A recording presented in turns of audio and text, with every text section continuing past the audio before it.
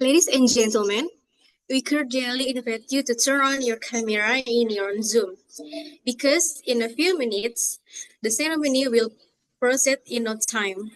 Thank you.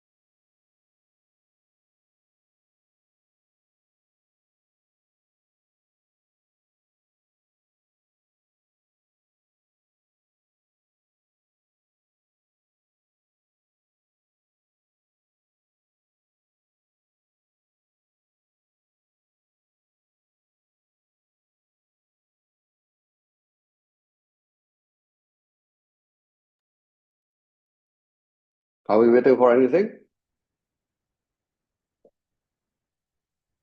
Hello?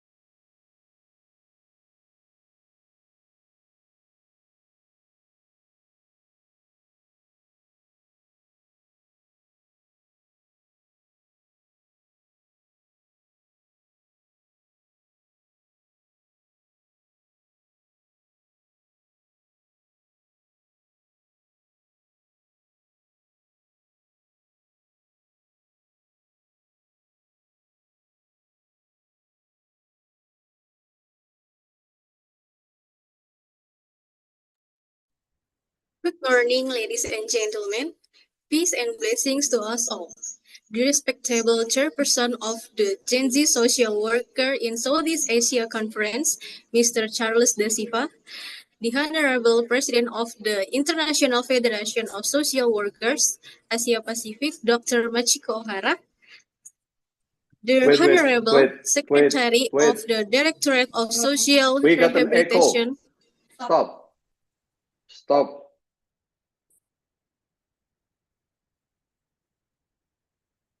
We got an echo from here. Could somebody turn off the device, please?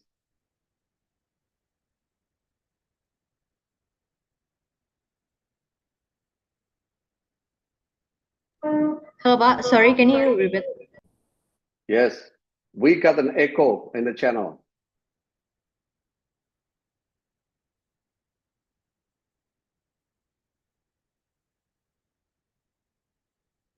Can somebody sort it out? Yes, Pak. Please.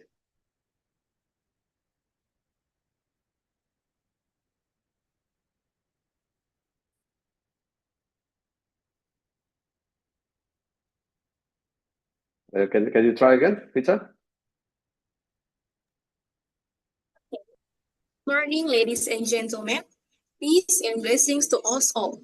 The respectable chairperson of the Gen Z Social Workers in Southeast Asia Conference, Mr. Charles De Siva, the Honorable President of the International Federation of Social Workers, Asia Pacific, Dr. Michiko Ohara, the Honorable Secretary of the Directorate of Social Rehabilitation, Ministry of Social Affairs of the Republic of Indonesia, Mr. Idi Supriyadi Priyatna, the Honorable President of the Independent Professional Social Worker of Indonesia, Dr. Puji Pujiono, Honorable Moderators and Facilitators, Honorable all the delegates of conference, and of course all invited guests. Good morning, ladies and gentlemen, and welcome to the Gen Z Social Workers Conference in Southeast Asia. My name is Filza. It is an awesome and precious change for me to be your Master of Ceremony in this morning on Tuesday, 11th of March 2025, in our big event with the theme Mobilizing Gen Z Social Workers in ASEAN to Implement the Hanoi Declaration. This event is held in commemoration of World Social Work Day 2025 and aims to strengthen social work networks among young generation in Southeast Asia, build solidarity, and encourage the implementation of the Hanoi Declaration to enhance the recognition, quality, and effectiveness of the social work profession. Without further ado, let us begin the conference with the enthusiasm and optimism. Ladies and gentlemen, in accordance to today's event agenda, we are going to hear a keynote speech by chairperson of the Gen Z Social Worker in Southeast Asia Conference, Mr. Charles Da Silva. To the Honorable Mr. Charles Da Silva, the time is yours. Okay, thank you, Master of Ceremony. Assalamualaikum warahmatullahi wabarakatuh. Greetings of peaceful us. First, I would like to apologize for my English, but it's not very good. But I hope this won't stop me from sharing two short message to you. And the Honorable Director General of Social Rehabilitation, Ministry of Social Affairs of the Republic of Indonesia, Dr. Supomo, and respected the President of Indonesian Social Workers Association, Dr. Puji Pujiono, and all esteemed participants of the Gen Z Social Workers Summit in Southeast Asia. I'm grateful to Allah, to God, for His blessing and grace that have given us the opportunity to gather at this extraordinary event, the Gen Z Social Workers Conference. World Social Work Day 2025 marks a significant moment for us, especially the young generation of social workers, to unite and take action in realizing our commitment to the Hanoi Declaration. As Generation Z, we have a strategic role in shaping the future of social work practice in Southeast Asia. We live in a digital era with access to information and technology that can accelerate innovative and sustainable social solutions. Therefore, through this gathering, we are not only here to discuss and share experience, but also to build concrete collaboration in implementing to the recommendation of the Hanoi Declaration. Like social protection system, advocating for the rights of vulnerable groups, and ensuring inclusivity in social policies in our respective countries. I believe the spirit and the idealism we uphold today will serve as the driving force for positive change in the future. Hence, let us make the most of this opportunity to enrich our knowledge, expand our networks, and design collective strategies for the advancement of the social work profession in Southeast Asia. I extend my gratitude to everyone who has contributed to the success of this event, my committee or my super team, and all participants present. May this gathering be the starting point for us realizing a more just, inclusive, and prosperous Southeast Asia through social work. Enjoy to this discussion, networking, and collaboration. Assalamualaikum warahmatullahi wabarakatuh. Peace be upon us all. Thank you. Well, thank you, Mr. Charles Da Silva. The second, we will hear a keynote speech by President of International Federation of Social Workers, Dr. Machiko Ohara. To the Honorable Dr. Machiko Ohara, please, the time is yours.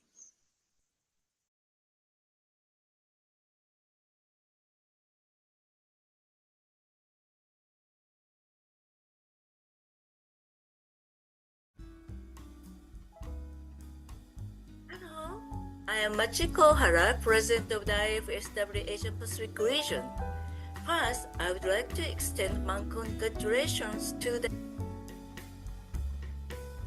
Indonesian Independent Association Professional Social Workers on your World Social Work Day event. As President, I would like to express my respect for the activities of all social workers in Indonesia. The theme for 2025 is strengthening intergenerational solidarity for enduring well-being. It aims to build strong societies, sustain the environment, and share knowledge for the future improvement, emphasizing the importance of compassion and respect across generations.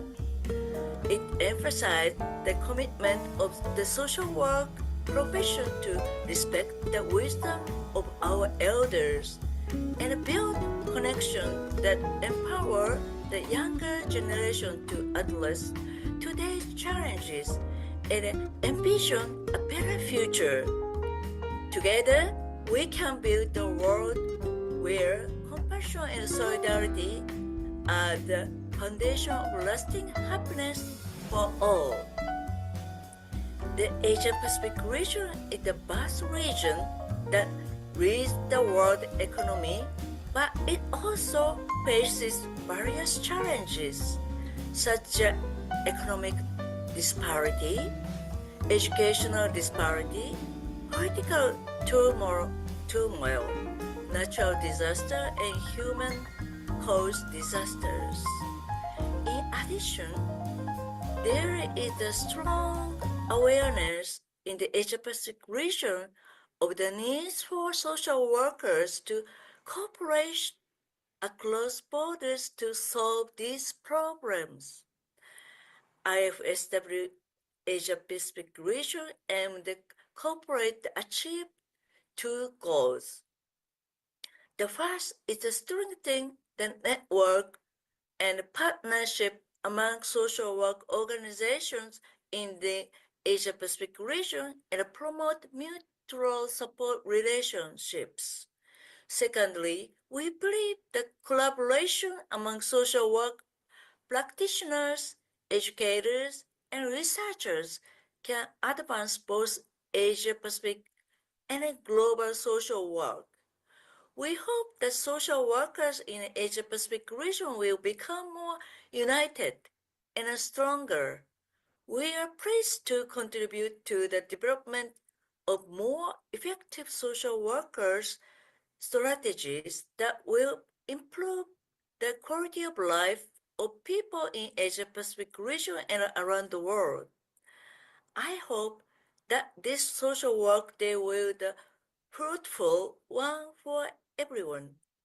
Finally, I would like to express my sincere gratitude and respect to Dr. Pujiono, President of the Indonesian Independent Association of Professional Social Workers, for his contribution to the development of the social work in Indonesia. I would like to thank all the Indonesian social workers to prepare for this event. On this World Social Work Day, I look forward to the future development of the social work practice and education in Indonesia. Thank you for your dedication to the well-being of the people of Indonesia and around the world.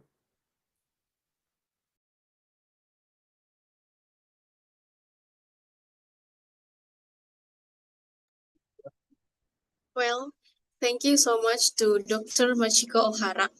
Now, this is the high time for us to listen the keynote speech from the Secretary of the Directorate of Social Rehabilitation, Ministry of Social Affairs of the Republic of Indonesia, Mr. Idit Supriyadi Priyatna. To the Honorable Mr. Idit Supriyadi Priyatna, the time is yours. Terima kasih, moderator. Mohon maaf, saya menyampaikan sambutan Bapak Dirjen. Izin menggunakan bahasa Indonesia. Assalamualaikum warahmatullahi wabarakatuh. Selamat pagi dan salam sejahtera untuk kita semua. Yang saya hormati Presiden IPSPI Asia Pasifik, Presiden IPSPI, Ketua Panitia Asosiasi Pekerjaan Sosial dan Institusi Pendidikan di wilayah ASEAN, para pekerja sosial Gen Z se-Asia Tenggara, dan para peserta yang berbahagia. Hadirin sekalian, alhamdulillah, puji syukur kehadirat Allah Subhanahu wa taala, Tuhan yang Maha Esa, karena hanya atas berkat dan rahmat-Nya lah pada hari ini kita dapat bertemu dan berkumpul dalam pertemuan secara online konferensi para pekerja sosial Gen Z se-Asia Tenggara dalam keadaan sehat walafiat. Merupakan suatu kehormatan bagi kami untuk hadir pada pertemuan yang didedikasikan untuk generasi pembuat perubahan berikutnya dalam profesi pekerja sosial. Momen ini akan bukan hanya tentang merayakan pekerjaan sosial, tetapi juga tentang mendefinisikan kembali pekerjaan sosial untuk masa depan, khususnya masa depan para pekerja sosial Gen Z. Bapak dan Ibu peserta yang berbahagia, profesi pekerjaan sosial berkembang di seluruh dunia. Profesi ini jelas berkontribusi pada perubahan individu dan sosial. Kami yakin akan perbedaan yang dibuat oleh pekerja, saya ulangi, kami yakin akan perbedaan yang dibuat oleh pekerjaan kami dan pentingnya bergabung dengan organisasi profesional menjadi semakin kuat. Pada tahun 2025, terdapat deklarasi Hanoi di mana membangun solidaritas di antara pekerja sosial muda ASEAN. Deklarasi ini dimaksudkan untuk meletakkan dasar bagi solidaritas dan kolaborasi antar generasi yang lebih kuat dalam sektor pekerjaan sosial. Hadirin yang berbahagia, kita hidup di era transformasi yang cepat, adanya perubahan iklim, gerakan keadilan sosial, krisis kesehatan mental, dan revolusi digital. Namun kita juga hidup di era yang penuh dengan peluang.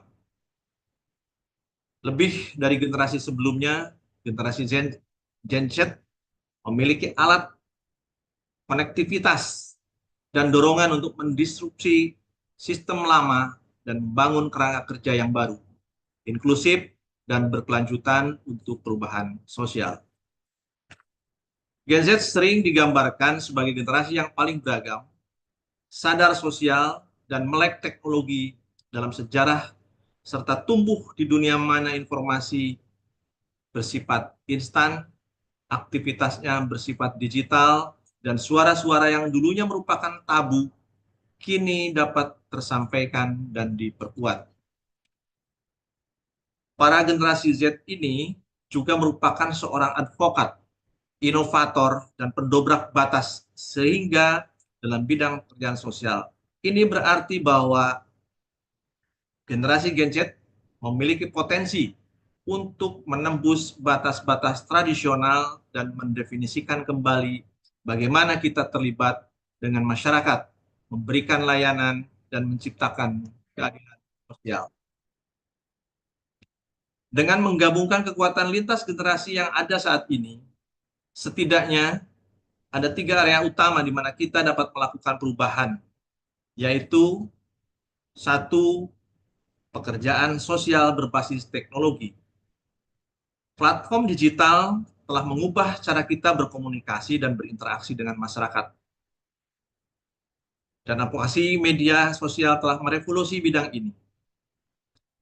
Di ASEAN, di mana konektivitas digital meningkat dengan cepat, alat-alat ini menawarkan cara untuk menjembatani kesenjangan dalam layanan sosial, terutama di daerah terpencil dan kurang terlayani. Kedua, kesetaraan, keberagaman, dan inklusi.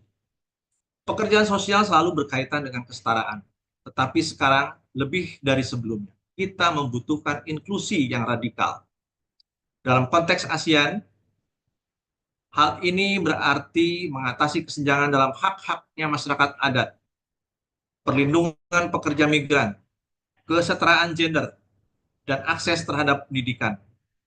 Kemampuan Anda untuk memobilisasi suara yang beragam adalah kunci untuk membongkar penindasan dalam masyarakat multi etnis dan multikultural.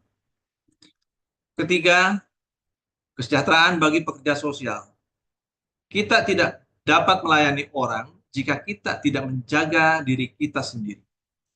Kelelahan dan kelelahan karena kasih sayang adalah nyata. Di negara-negara ASEAN, di mana pekerja sosial seringkali bekerja di lingkungan yang penuh tekanan dengan sumber daya yang terbatas. Mengadvokasi kebijakan yang lebih baik, upah yang adil, dan dukungan kesehatan mental sangatlah penting. Gen Z mengubah narasi yang menuntut lingkungan kerja yang lebih sehat dan jalur karir yang berkelanjutan. Kita semua adalah masa depan pekerjaan sosial. Kebijakan, praktik, dan inovasi di masa depan akan ditulis oleh kita semua. Dan tentang sistem yang sudah ketinggalan zaman dapat digunakan untuk memanfaatkan teknologi digital untuk mencapai kesejahteraan. Mari kita bangkit bersama, tidak hanya sebagai profesional, tetapi juga sebagai revolusioner perubahan sosial. Mari kita ubah tantangan menjadi peluang, perpecahan menjadi persatuan, dan perjuangan menjadi pencapaian. Pekerjaan di masa depan tidak akan selalu mudah, tetapi akan selalu sepadan. Terima kasih. Wassalamualaikum warahmatullahi wabarakatuh. Ladies and gentlemen, now I will deliver the speech in English, translating the deliverables of the Secretary to the Director General of the Ministry of Social Affairs, Republic of Indonesia, Mr. Idit Supriyadi Priyatna. Ladies and gentlemen, good morning to the Honorable President of the International Federation of Social Work, Asia Pacific, to the President of Indonesian Association of Professional Social Workers, participants, representative of the Southeast Asian National Associations. Very good morning to you all. Praise be to the Lord. It is good to have this meeting. We are honored to attend this honorable meeting in a good condition and healthy. The Ministry of Social Affairs find it privilege to have the opportunity to open this meeting. I realize that we are not only meeting young people, we are meeting the change makers among social workers. We are not only celebrating the World Social Work Day, but also redefining the future of social work. The social work profession is an evolving field. It is contributing to the progress. This year, there is a Hanoi Declaration that put forward not only the crucial step, but also placed the foundation for the development of social work profession in this region. Given the ongoing transformation, both in terms of climate change, social change, or even digital transformation, yes, there are challenges, but it also comes with opportunities. And therefore, it is quite opportune that Gen Z social workers are involved in this conversation. Because Gen Z, unlike the previous generations, are said to be a generation that is privileged, that they have access to the digital information, telecommunication, resources. The Gen Z are also known to be advocate, innovator, and have the potential to break the traditional barriers that used to hamper the development of services. And does the Gen Z have a good chance to come up with more innovative services that challenge this generation? There are three things that I need to share with you as our observation. Number one, the social work profession nowadays are privileged to use the technology and the information. That is in terms of being interactive, using a multitude of media, and being able to bridge digital gaps. Number two, social work promotes equality and inclusiveness, not only just ordinary inclusion, but radical, that then it take into consideration the rights of the indigenous people, migrant workers, genders, the disabled people, and other people who experience oppressions.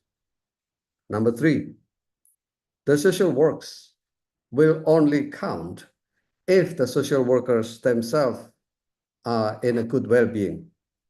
Therefore, it becomes very important for the social workers to exercise self-care, to have proper remuneration, mental health, as well as clearer career path. Ladies and gentlemen, at this juncture, we are looking forward to the social work profession to the future, a profession that rely more and more on digital, a profession that raise up as a social work, as revolutionary and looking toward achievement. Ladies and gentlemen, with that, I end my welcome remark. Thank you.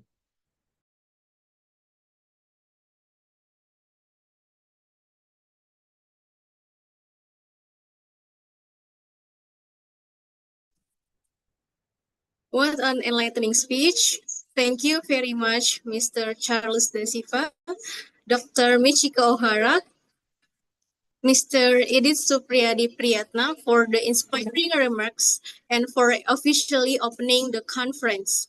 May the messages conferred serve as inspiration for all of us in fulfilling our roles as young social workers in Southeast Asia.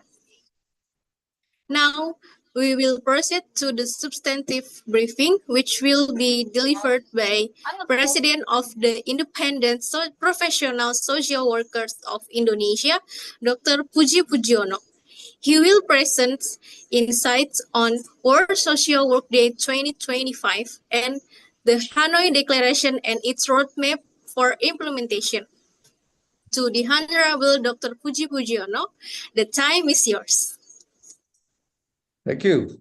Good morning, everybody. Selamat pagi, sawadee krap, mabuhay, magandang po umaga, ciao si anem buisang, sabsabay. I don't know what other language I have to say to you all, but welcome to the selamat pagi adik-adik Malaysia ni. Adik Laila pun ada. Good morning, everyone. I'm Puji Pujiono. I'm the president of the association in Indonesia. I would like to start by telling you that in January, we had a meeting in Bangkok, all the leaders of the national associations, and we agreed to organize this summit of the young people. And Indonesia is standing up for that to organize this meeting. So we are really happy to have you all here.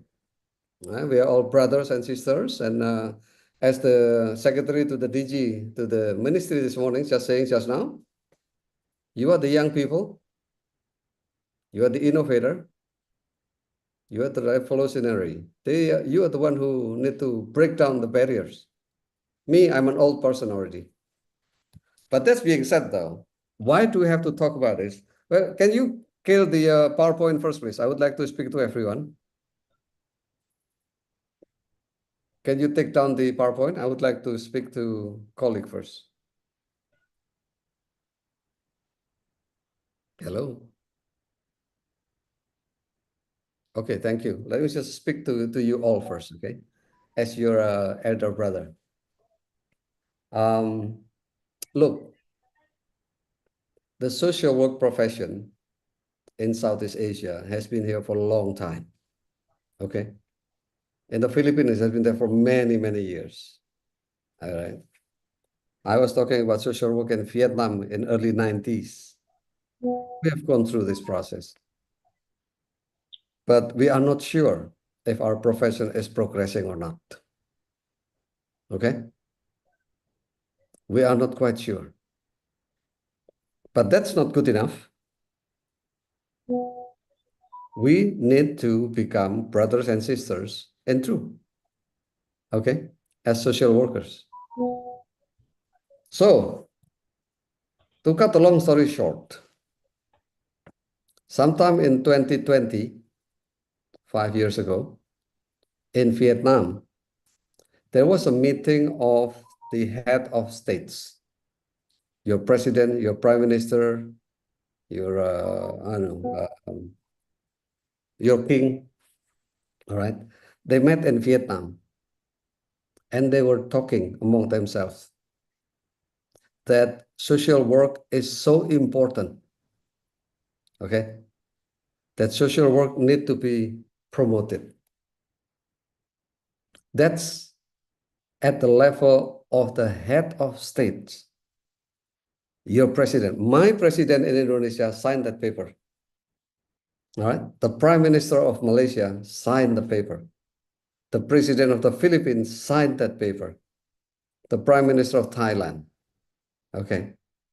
So it's very, very big paper. But nobody know about the paper. Nobody talk about the paper. So what's the use? Right? You have an important paper, but nobody discuss it. So we agreed that we would like you guys to sit together and think about it, what to do, okay? So we would like to do that. And number two, we would like you to discuss here in this meeting how to make a network among you, young people, okay? So John Paul, doon sa Pilipinas, kailangan mo mag-networking doon with your friend from Candice from Thailand, di ba? Ayun. Huh?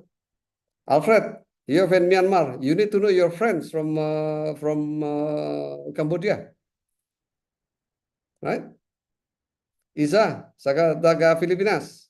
Kailangan mo kailala dun sa Indonesia eh. Okay? So I speak in different languages. Các em bên Việt Nam chắc là phải quyền với anh chị em ở ngoài khác đấy. So I speak Vietnamese too. So one, for you to discuss about the paper. Number two, make a network among yourself and agree when do you meet again. Huh? And make friends among yourself and then bring other friends later. Okay na? Sige. Now, let's put up the PowerPoint. Let me teach you a little bit about the paper. Let's put up the PowerPoint. Ở Việt Nam, Nguyên Yang chứ? Dạ em khỏe chứ? Ôi giời. Dạ khỏe, dạ cảm ơn thầy. Em giờ đâu? Ở Hà Nội hay là ở Sài Gòn? I'm living in Ho Chi Minh City. Ở đây hả? Người Sài Gòn đấy hả? Oh Yep. yeah. Okay.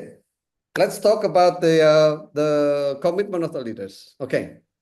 So in Vietnam, in November 2020, during the summit number 37,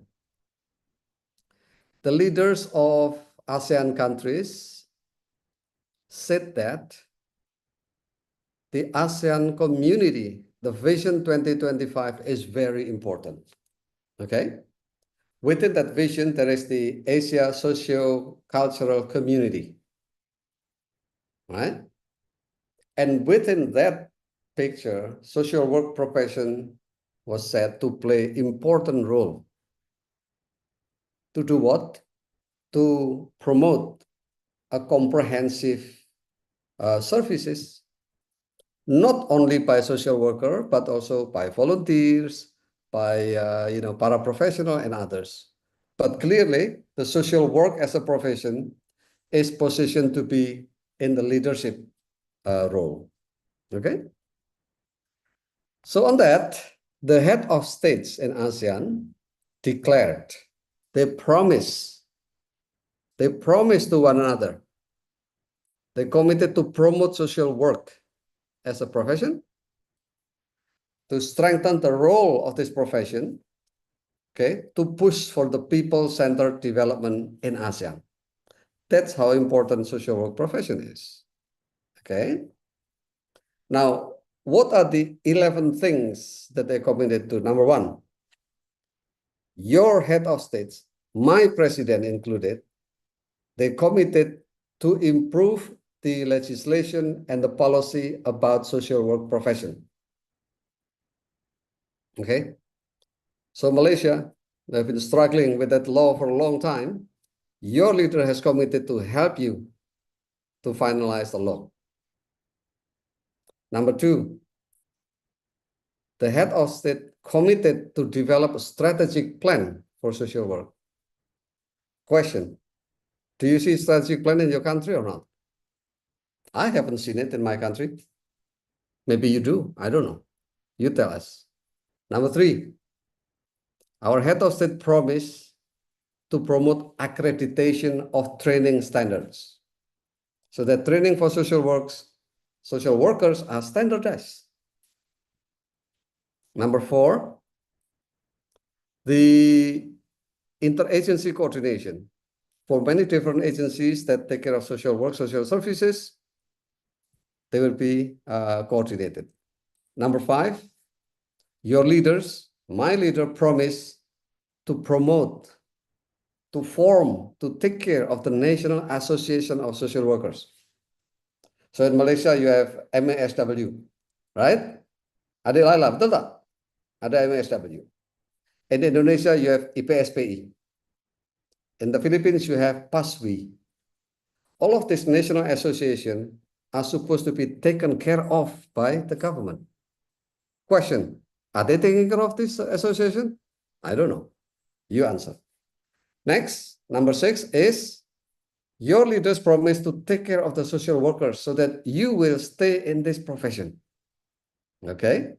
Despite all the challenges, the difficulties, the government will support social workers with, like the Secretary of DG was saying, with mental health, with good career path, with good remuneration, good payment, good supervision, so that you remain and stay as social workers instead of going to other profession. Number 7, our head of state promised to allocate resources to have national budget for social workers. We need to ask them, where is the money? Where is the budget? Okay.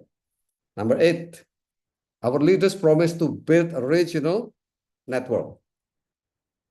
Maybe you heard already there are national association, there are ASEAN social work consortium. All of these are regional networking. And we think that you young people need to have your own network. Okay? Your free soul among yourself. Be connected. Number 9 is to have the regional mutual recognition. It means that inshallah, in a couple of years from now, social workers graduate from Vietnam can practice in the Philippines. Social workers from Indonesia can open practice in Thailand because our government will recognize the qualifications and credentials. Number 10, this is very important. Social work are not generally understood properly by the public. Okay? In many situations, social workers are equivalent to volunteers, to train individual, outreach workers, or anybody who have a good heart is called social workers. While in fact, it refers to a profession. So our leaders promise to do public campaign, public education, so that social work is seen in a positive light. And finally, our leaders also promise that they will mobilize the ASEAN sectoral bodies, the different committees, to work together to promote social work. And there are 3 bodies that they assign. 1, the ministerial meeting on social work and social welfare. Number 2, the senior officials meeting. And number 3, the ASEAN Social Work Consortium. So, ladies and gentlemen, adik-adik, my younger brother and sisters, these are the 11 promises of our leaders. We would like you to look at it, reflect, and tell us what to do, both by yourself and by us. Thank you. Over to you.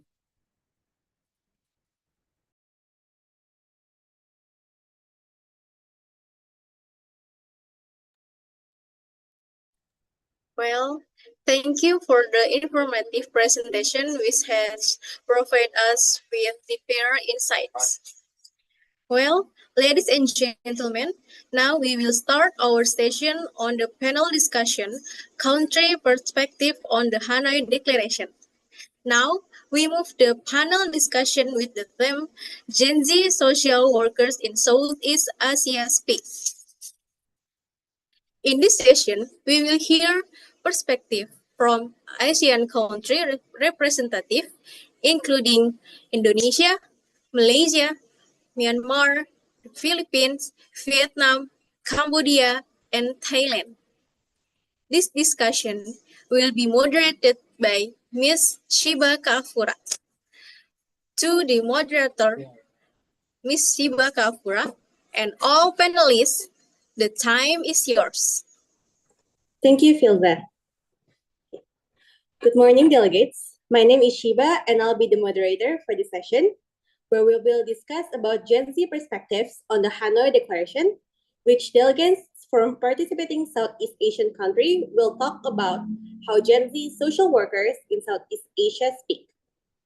Prior to this, we have just learned from Mr. Puji Pujiano about the Hanoi Declaration and how it serves as a framework to strengthen social welfare system across ASEAN, and it is accompanied by a roadmap for its implementation.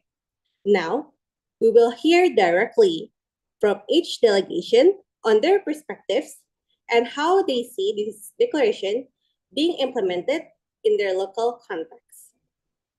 For this session, each delegate will have 10 minutes to present their insights. The delegation will present 3 slides, which will be read by the respective spokesperson. The presentation order will be as follows. The first is representative from Indonesia. The second is Malaysia. The third is Myanmar. The fourth is Philippines. The fifth is Vietnam. The sixth is Thailand. And the last one will be Cambodia. Without further ado, now let's begin with our first presenter from Indonesia. A quick reminder that each team has 10 minutes for their presentation. Delegate from Indonesia, you can now begin.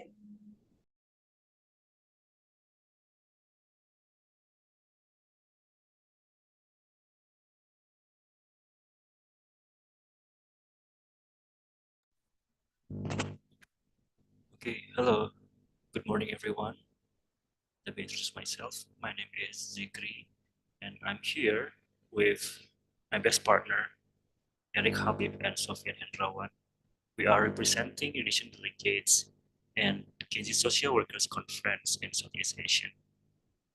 And in this opportunity, we would like to convey about our discussion related to the reflection of Hanoi Declaration implementation to social worker practice and policy in Indonesia. To the committee, please, could you please present the PPT material?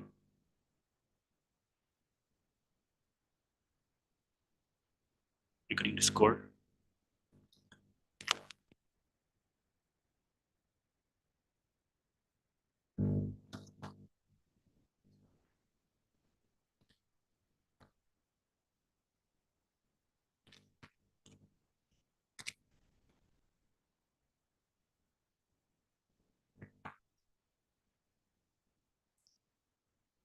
Okay, to the committee, please, could you please present the PPT material regarding the score?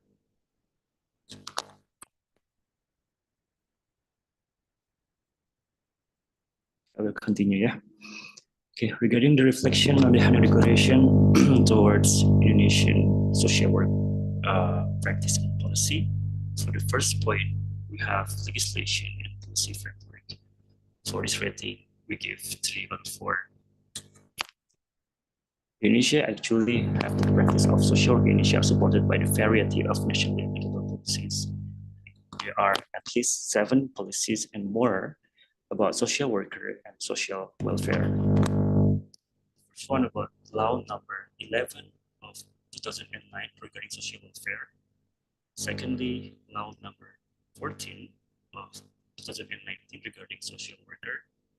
Thirdly, social ministerial regulation number 14 of 2020 regarding social work practice standard. Fourth, law number 35 of 2014 regarding child protection.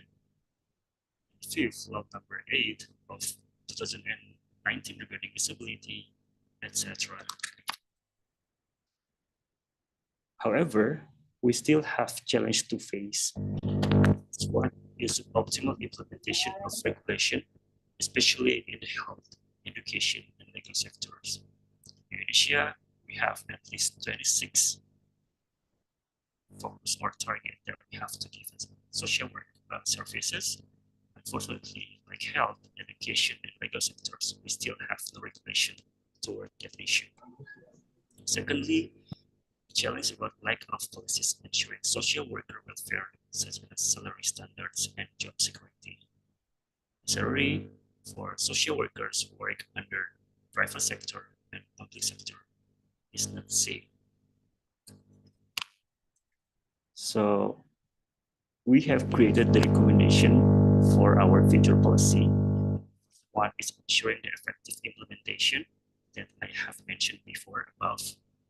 Secondly, enhancing cross-sectoral coordination, particularly in social, health, education, and legal sector, to increase recognition and strategic roles for social workers in all sectors. Thirdly, aligning regulation with ASEAN standards and the Hanoi Declaration to strengthen the position of social workers at the international level.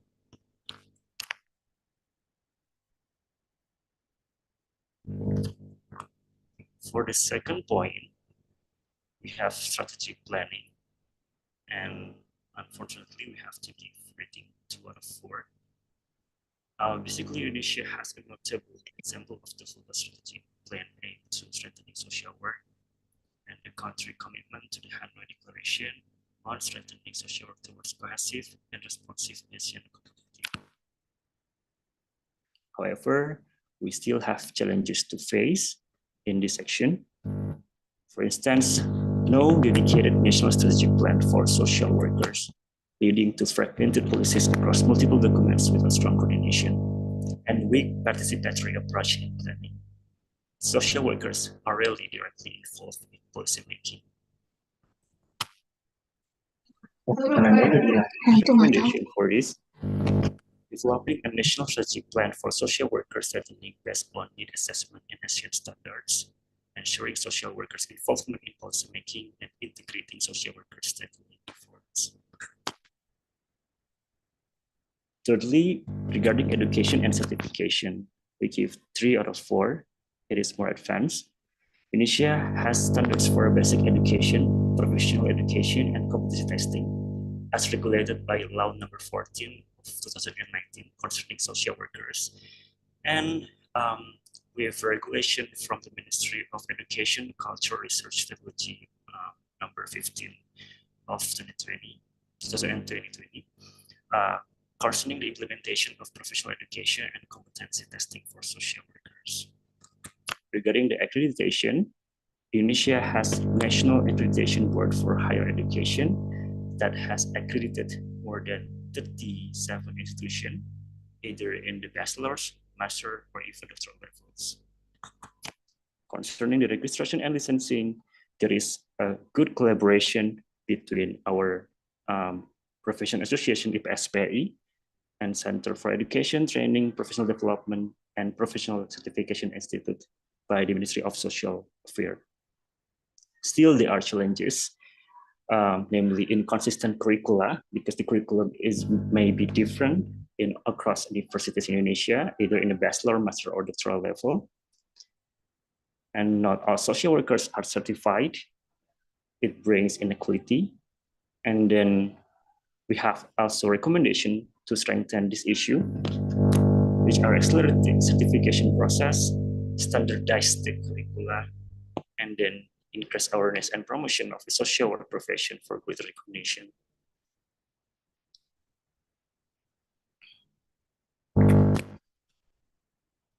Okay, for the 4-point interagency coordination, So Indonesia has coordination and collaboration with all sectors. For instance, the Center of Child Protection and Wellbeing, Puspaka University Indonesia, with support from the Australia Indonesia Partnership Towards an Inclusive Society, conducted a study titled Social Care in Indonesia, Advancing Gender Equality and Social Inclusion Through a Comprehensive Social Care System. The study aims to address challenges and enablers of inclusive social care in the country. Still, we have challenges, such as inter-agency coordination remains suboptimal. It needs to be enhanced. The role of social workers in the health and education sectors is not yet fully recognized, and lack of strong coordination mechanism. We have formulated the recommendation to strengthen this. First one, enhance interministerial coordination, develop more effective communication system, and adopt ASEAN approaches to reinforce cross-sectoral policies in line with the Hanoi Declaration. The fifth, professional association.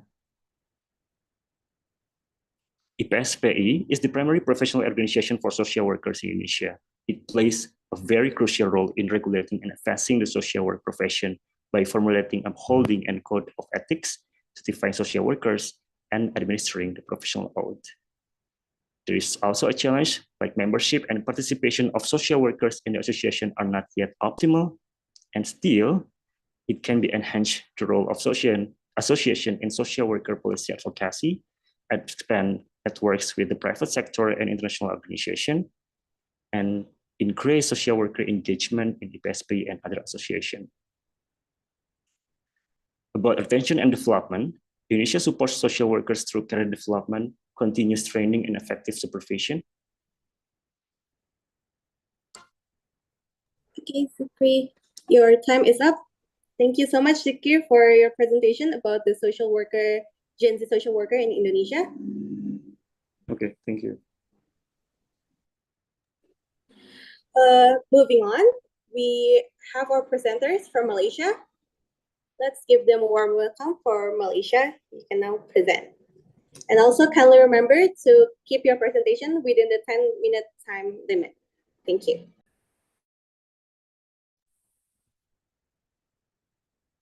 Good morning, everyone. Thank you, Ms. Shiba.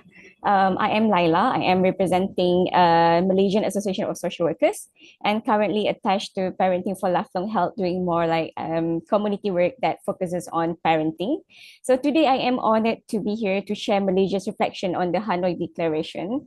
So, well, I think for the first point, legislation and policy framework, Malaysia has been working diligently to establish a strong legislative foundation for social work. So in 2010, the cabinet endorsed a 6-point memorandum that set out essential steps, including the establishment of the National Social Work Competency Standards, the drafting of a social workers bill, and the creation of a regulatory body, and now known as the Social Work Profession Bill or Rang Undang-Undang Profession Kerja Sosial. So this legislation aims to define roles, set standards, and professionalize the field.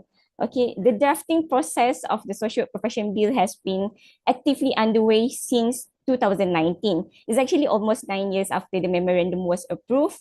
And I know it's a long way for Malaysia compared to other countries. But recently, the minister announced plans to table the bill in Parliament this July. And this statement actually has renewed hope among social workers, especially for myself, because like we have heard about this like few years already, but I think this is shows like a critical step toward realizing this vision. So hopefully, please pray for us this year in July. Hope the bill passed this year. Yeah. So that's why we only rate 1 for legislation and policy framework. And second point, strategic planning.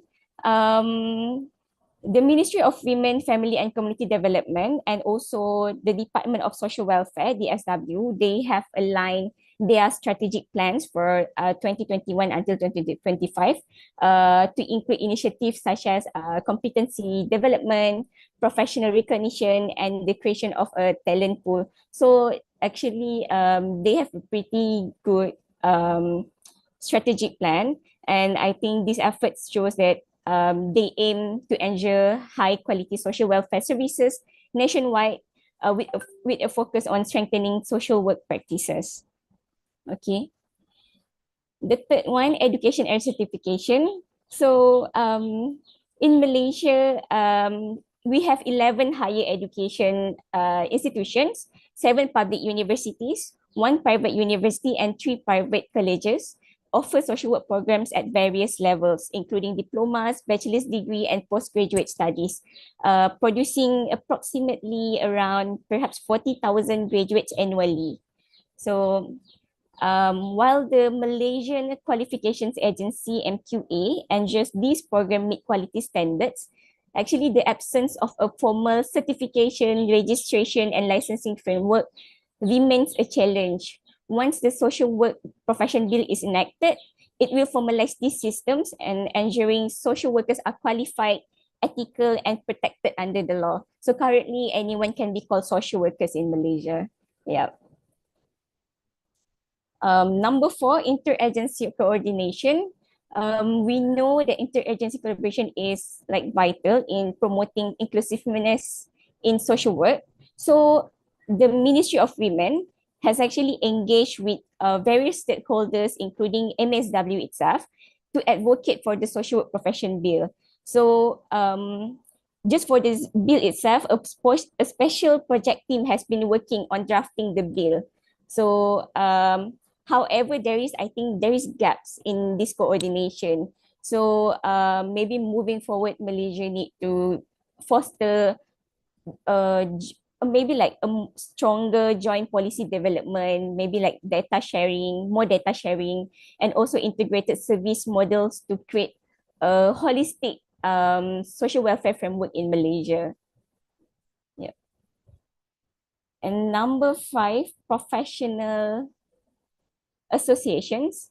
So Malaysia's professional associations, we have MSW, who have been champions for social work in Malaysia, established in 1973.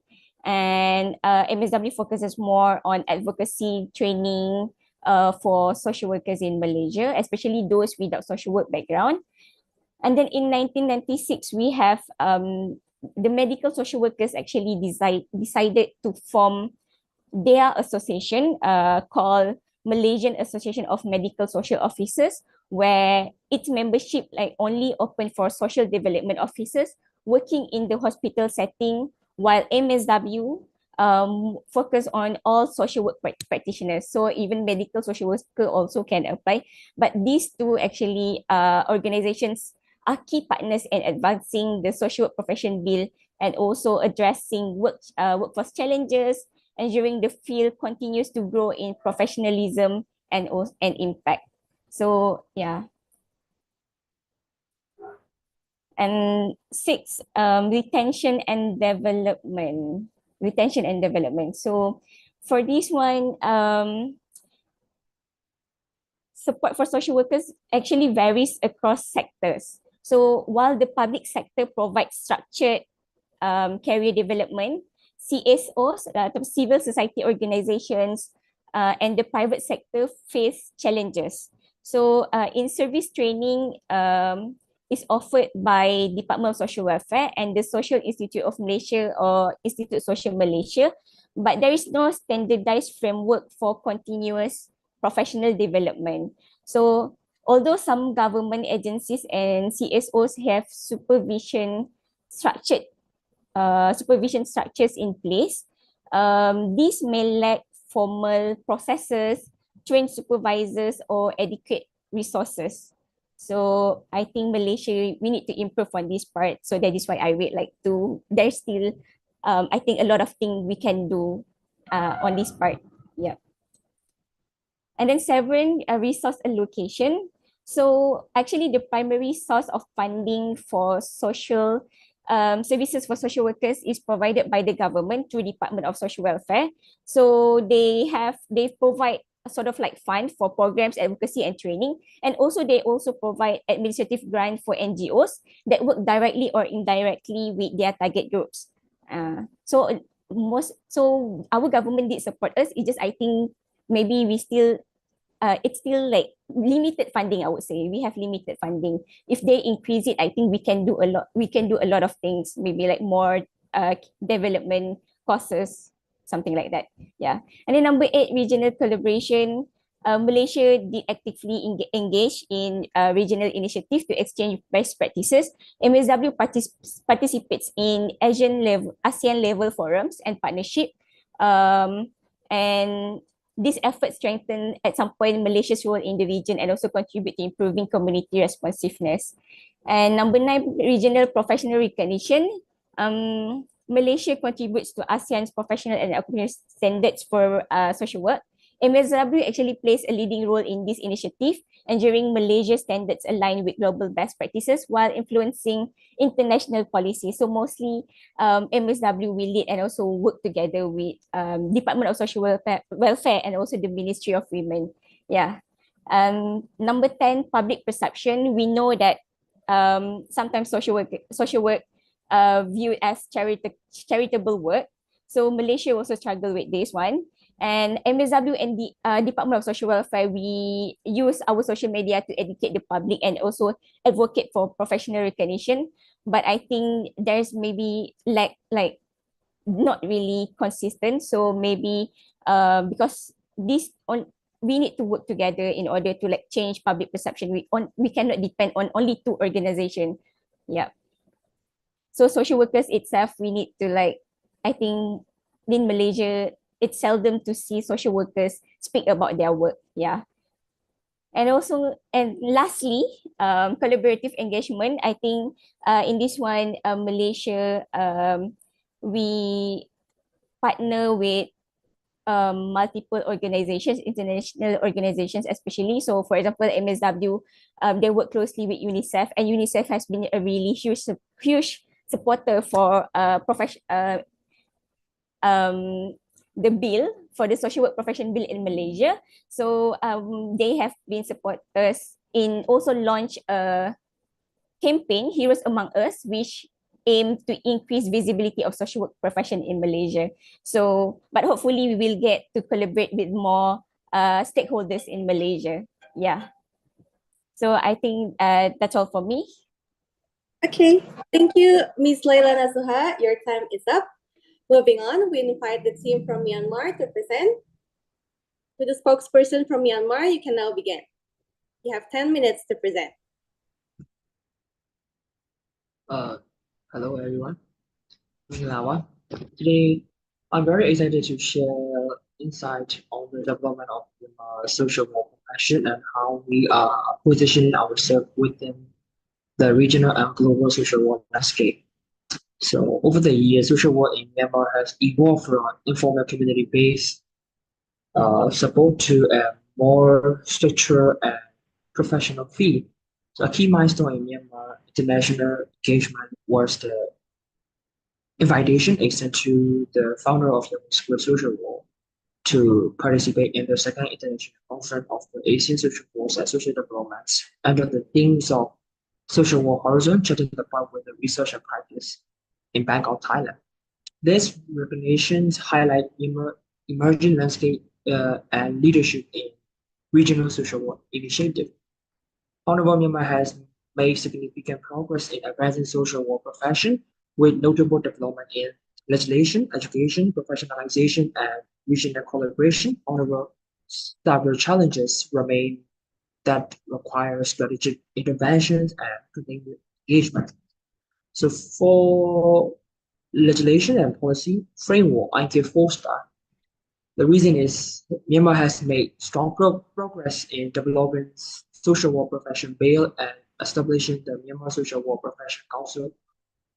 These are significant steps forward, formalizing and regulating social work as a profession.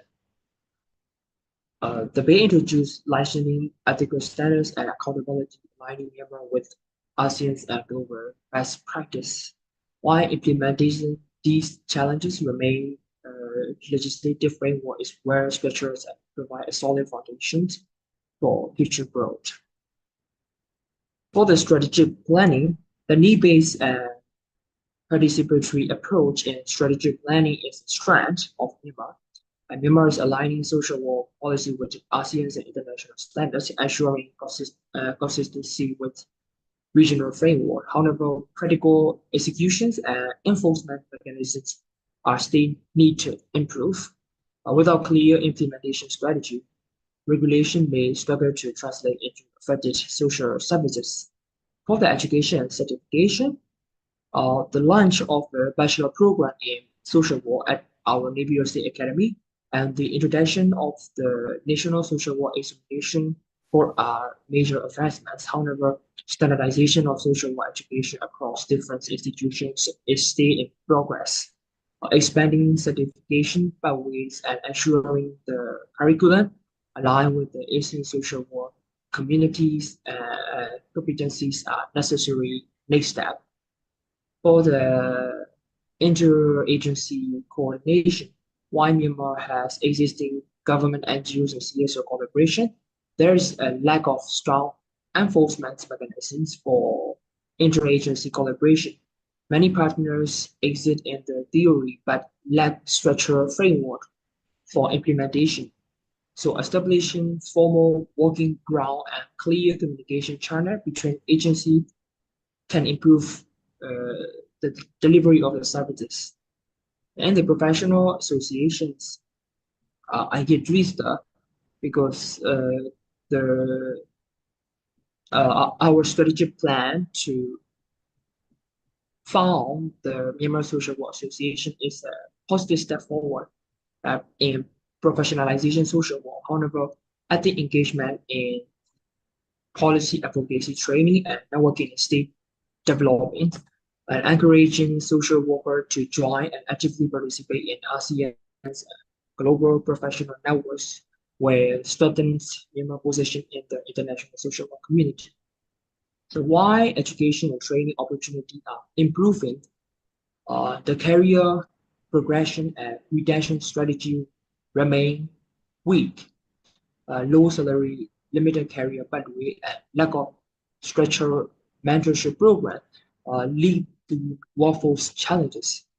Additional incentives like government fund, fellowships or scholarships and mentorship programs are needed to retain skilled professionals. For the resource education, there is some plan to propose in the bill to provide the structural funding mechanism, but long-term financial sustainability is uncertain. So currently, much of the funding for the social work initiatives rely on the international donors rather than the government investment. So establishing public-private partnerships and securing budget allocation for social work can improve the financial stability for implementation of social work initiative. In the regional collaboration perspective, Myanmar have participated in ASEAN's level social work discussion and to align with the ASEAN social work goal of ethics. However, ethics engagement in regional forums and exchange program is still limited. So expanding students and professional exchange program, research collaboration, and partnership with ASEAN Social Work Conference can strengthen Myanmar presence in the region. For the regional professional recognitions perspective, why the bill we development lay a foundation for the future recognition. More efforts are needed to contribute to regional competency framework, like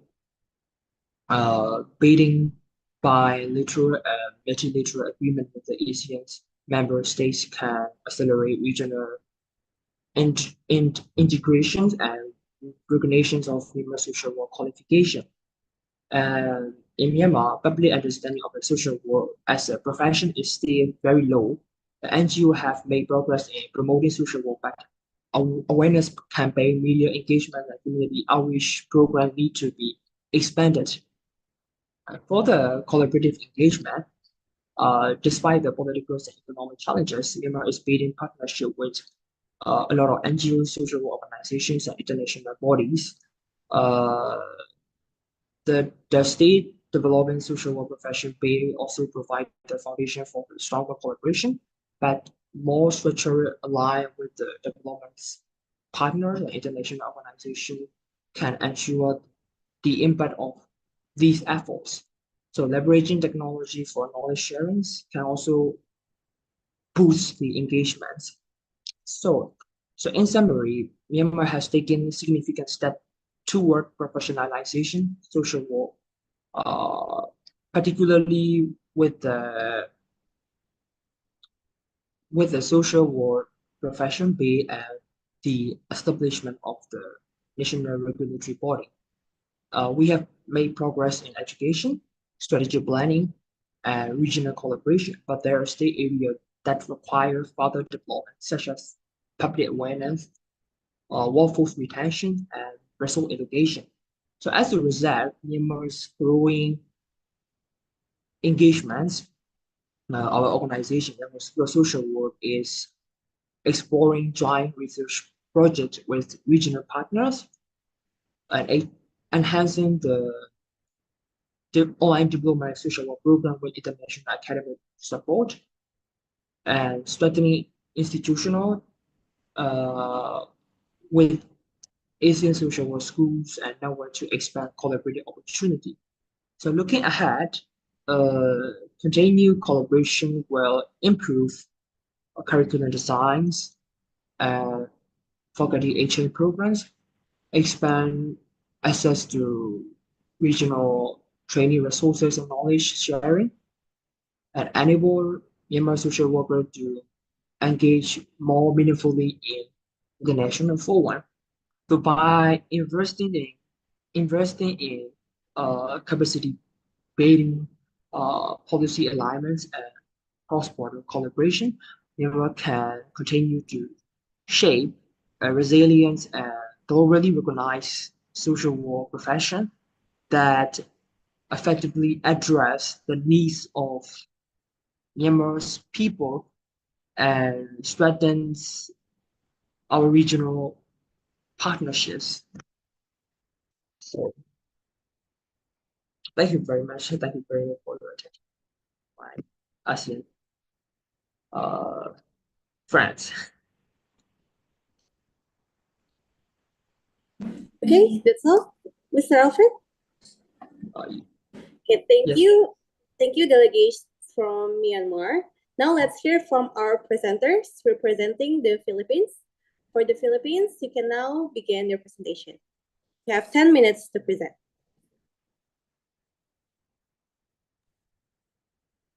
Hello, Mabuhay from the Philippines. This is Rojan. Along with me is Mr. John Paul and Ray and Ms. Isa Berdos, my colleagues in social practice or profession here in the Philippines. Again, Mabuhay. And this is our presentation, the Philippines perspective on the Hanoi Declaration. This is the Jangan social workers in Southeast Asia Pacific. I would like to start with the legislation and policy framework. I gave 4 stars or complete stars in here because the Philippines or our country has strengthened legislation and policies that define the roles of social workers in different sectors and promote standards and accountability. In the year 1965, the Republic of the Philippines number 4373 provides a clear definition enacted an official law for the social work practice. This is known as the social work law. And this regulates the practice of social work and the operation of social work agencies in the country, mandating that only licensed social workers with a social work degree can practice the profession. And the Department of Social Welfare and Development, or DSWD, is responsible for overseeing its implementation. Now proceed with the strategic planning. The Philippines has a strategic planning that especially aims to strengthen social work based on needs assessments, integrating a participatory approach to deliver quality services nationwide. As I have said, the Department of Social Welfare and Development Office, or DSWD, has this 2028 strategy that refreshed strategy design. This is with Administrative Order number 11, series of 2022, that says the DSWD of the Philippines will have a strategy map that sets for 2028 to develop and provide a strategic focus to deliver its mission by facilitating coordinated efforts and the convergence of different partners and stakeholders.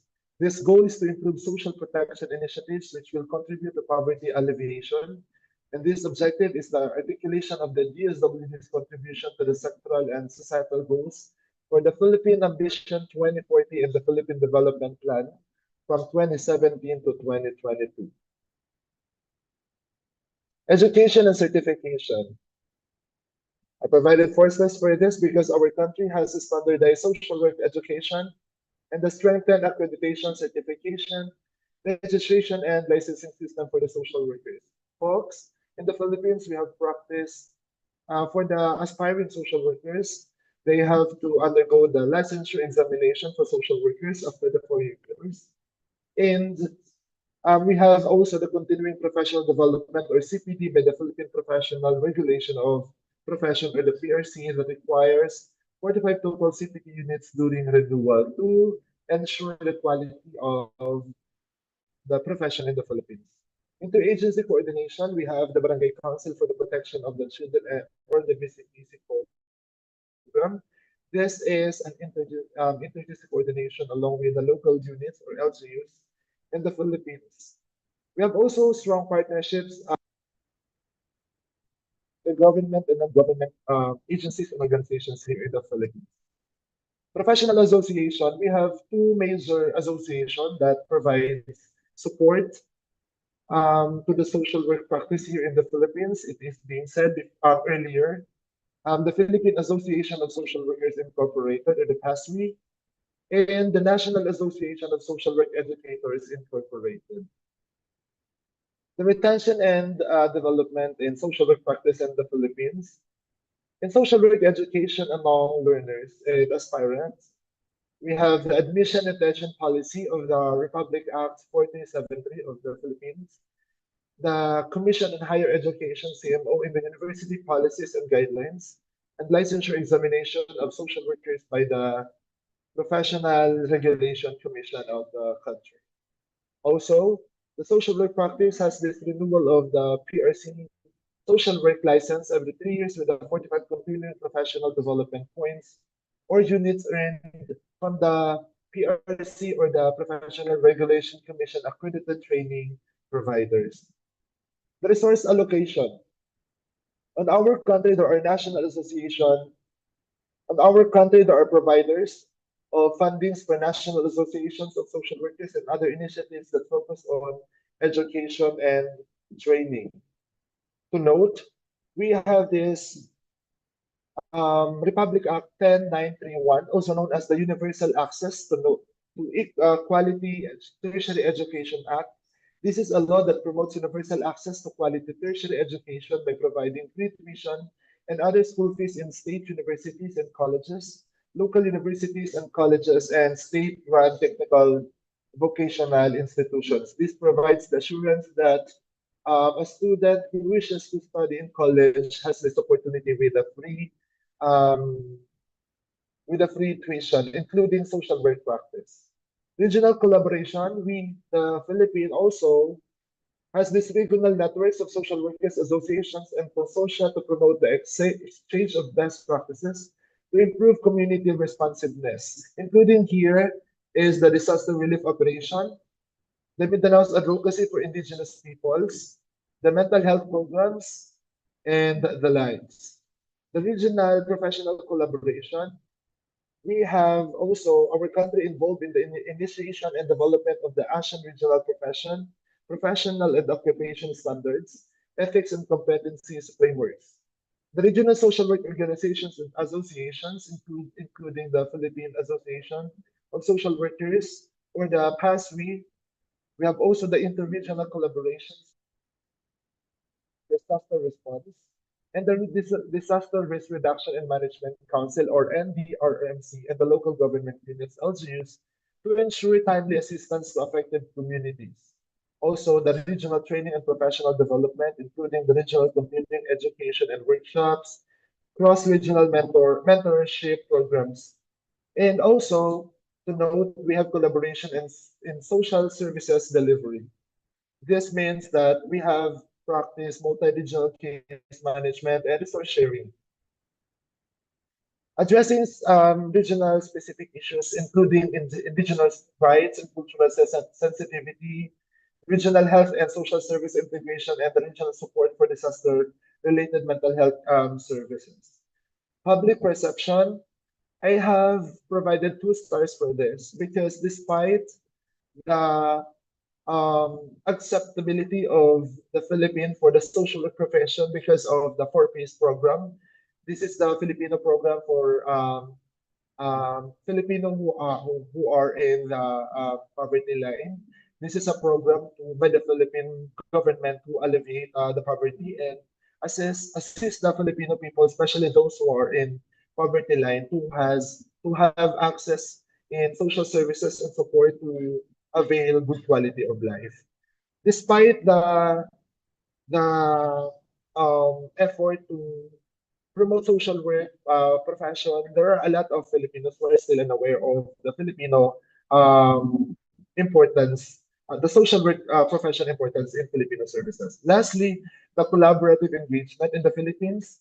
The collaborative engagement of social workers and other agencies plays a crucial role. We have the government agencies, including the Philippine National Police, the Department of Health or the DOH, non-government and government organizations, including the Philippine Business for Social Progress, the local government units or the LGUs, and educational institution, and the community-based organizations or programs. To note, we have as example a study entitled In-Service Training Program for Health and Social Workers in the Philippines to Strengthen Interpersonal and Collaboration in Caring for the Older Adults. Basically, those were the our countries or the Philippines perspectives on the Hanoi Declaration.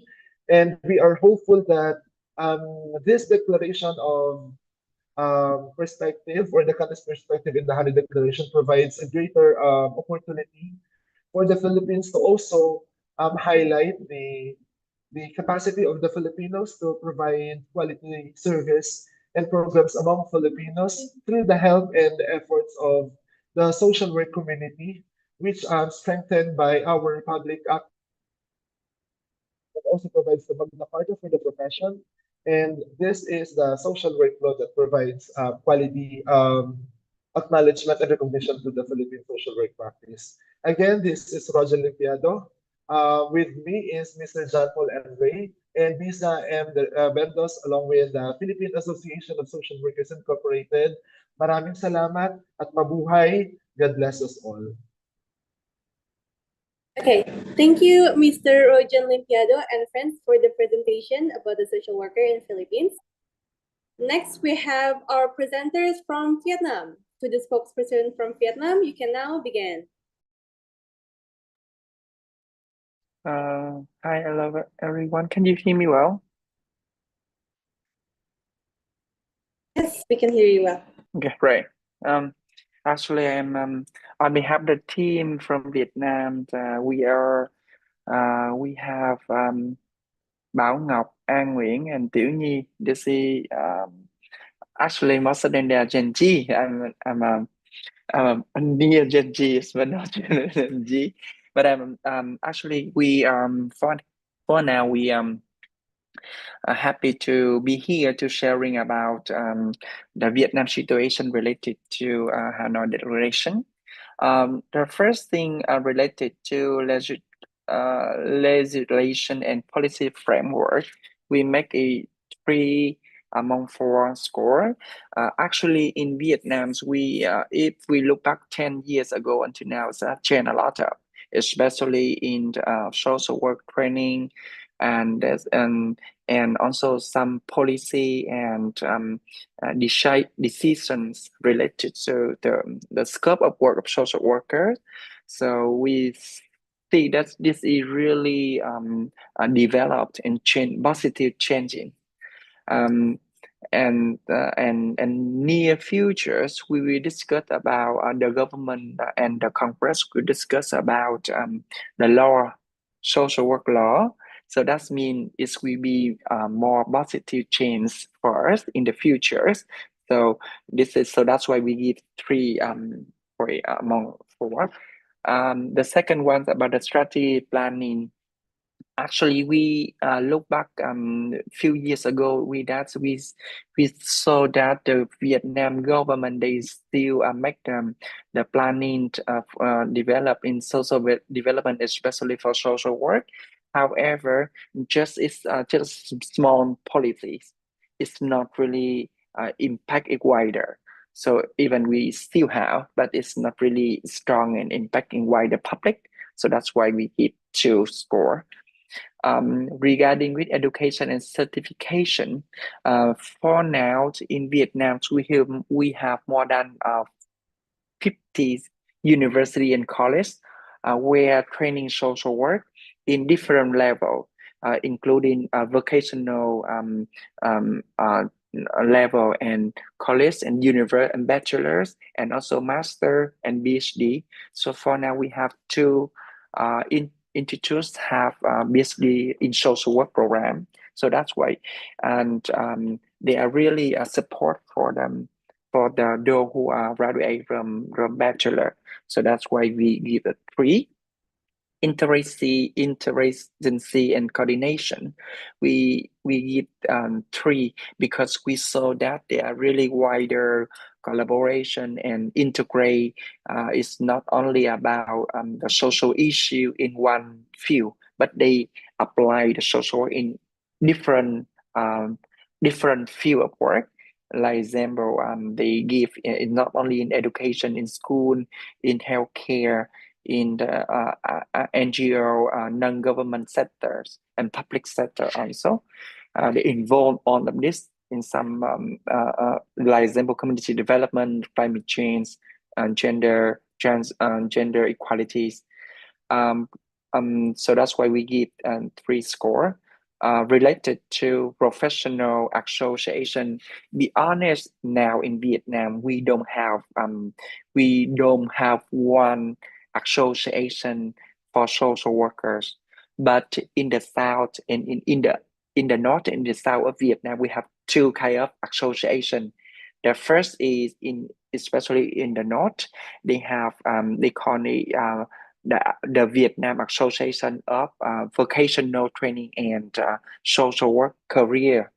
But most of them, they mobilize most of the people who are working in the valid affair in genders. And in the south of Vietnam, we have one we call the Ho Chi Minh Professional Social Worker Club. This is gather who are seniors and junior social worker practice in different fields like NGO, public, in university, in community. And so we gather together. But in and the 2 kind of organization, they independent activities. They are not related. They are not try to influence to the social workers, especially in the south of Vietnam. I am from the south of Vietnam. Retentions and retentions and development is about that's it. We give just 2 score. Actually, we feel that even the social work development, but it's still more like in the concept of the people, so they still think this is charity work rather than professional work. And so that's why we try to, it's some of my friends who are studying university, they don't, when they back to their family, they don't know how to explain about the social work and how they feel. That they still keep silent until they graduate. So yeah, so that's why we think this is just to score. Resources allocation, in the perspective of community economic development. So the government, they will more investment in constructions, in healthcare, in the economic field rather than society field, society field. So we saw that just a little bit. It's not much compared to another sector. So that's why we just give 1 score. The regional collaboration, we saw that until now in every region in Vietnam, they have a lot of community development organization and NGO. They collaborate together. They use social workers as one of professional practice to work in their organization, and they do a networking. So that's why we feel this is really a positive change for the Gen Z social worker. Regional profession recognition, yes, it still have, but it's not really. They not really collaborate on the same base of understanding about professional social work. In the public perceptions, compared to 10 years ago until now, it's really changed. It's really changed. The role of social workers repeat by the public in different agencies, like in hospital, in clinics, in NGO, in university, in school. So that's why we do believe that for now, the people understand more about the professional social work. Collaboration, engagement. This is one of the platform of engagement, right, of our professional social worker. And it's not only that, but also we saw that a lot of university collaborate in Southeast Asia for make the exchange program and sharing the knowledge of social work.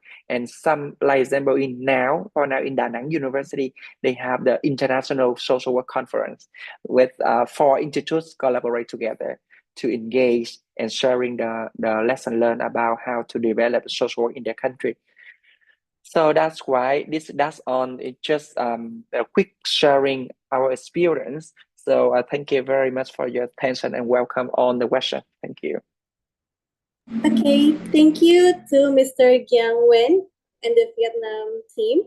Moving on, we welcome the delegates of Cambodia to present. To the spokesperson of Cambodia, you can now present. The time is yours.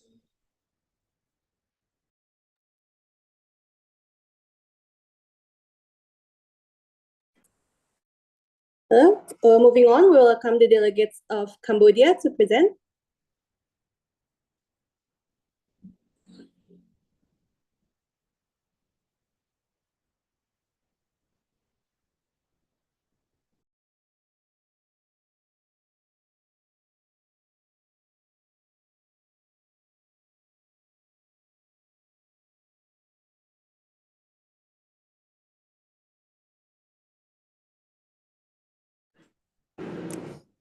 Is the delegates of Cambodia here?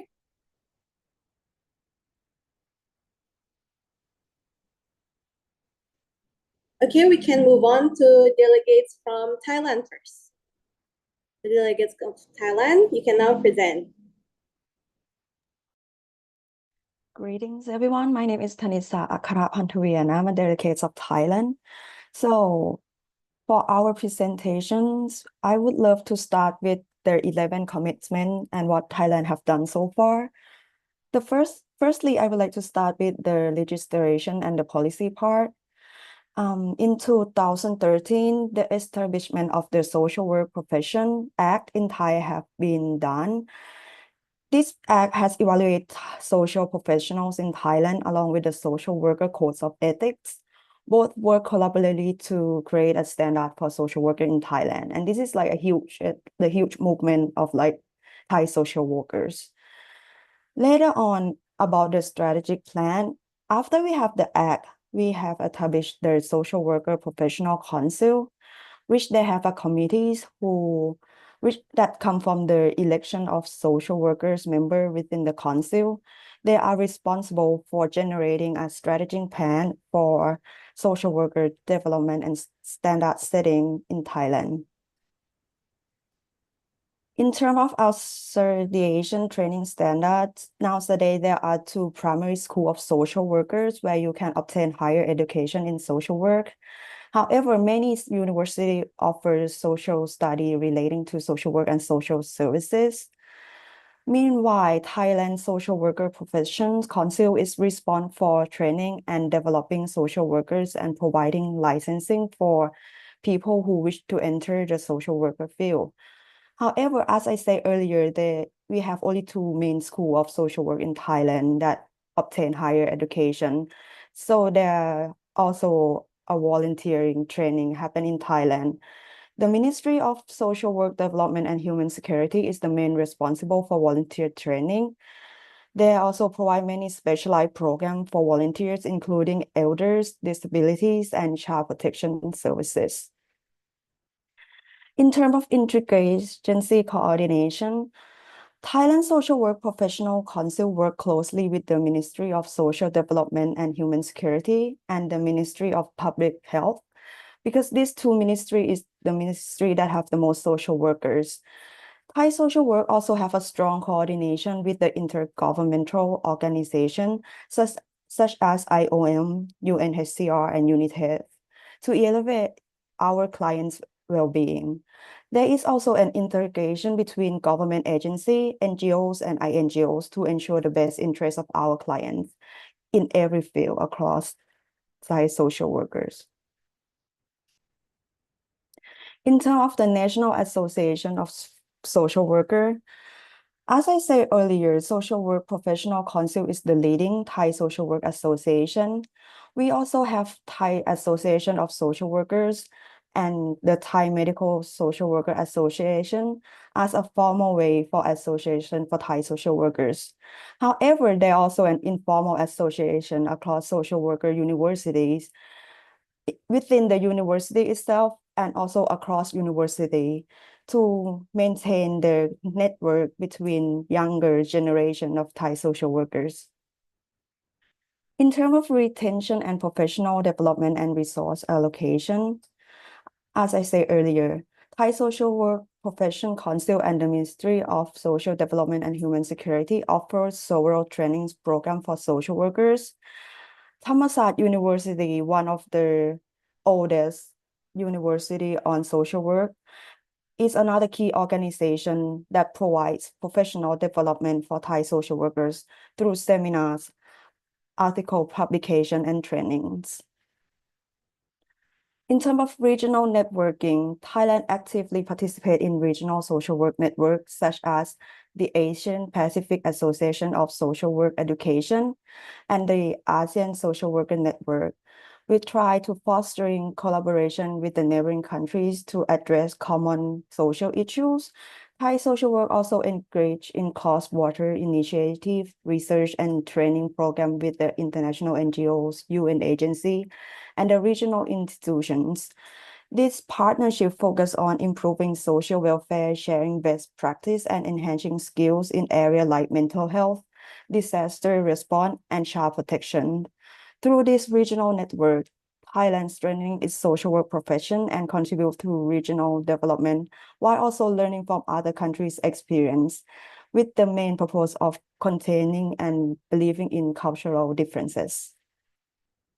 In terms of the regional mutual recognition, we all know that the ASEAN Mutual Recognition Arrangement on Services has happening in ASEAN.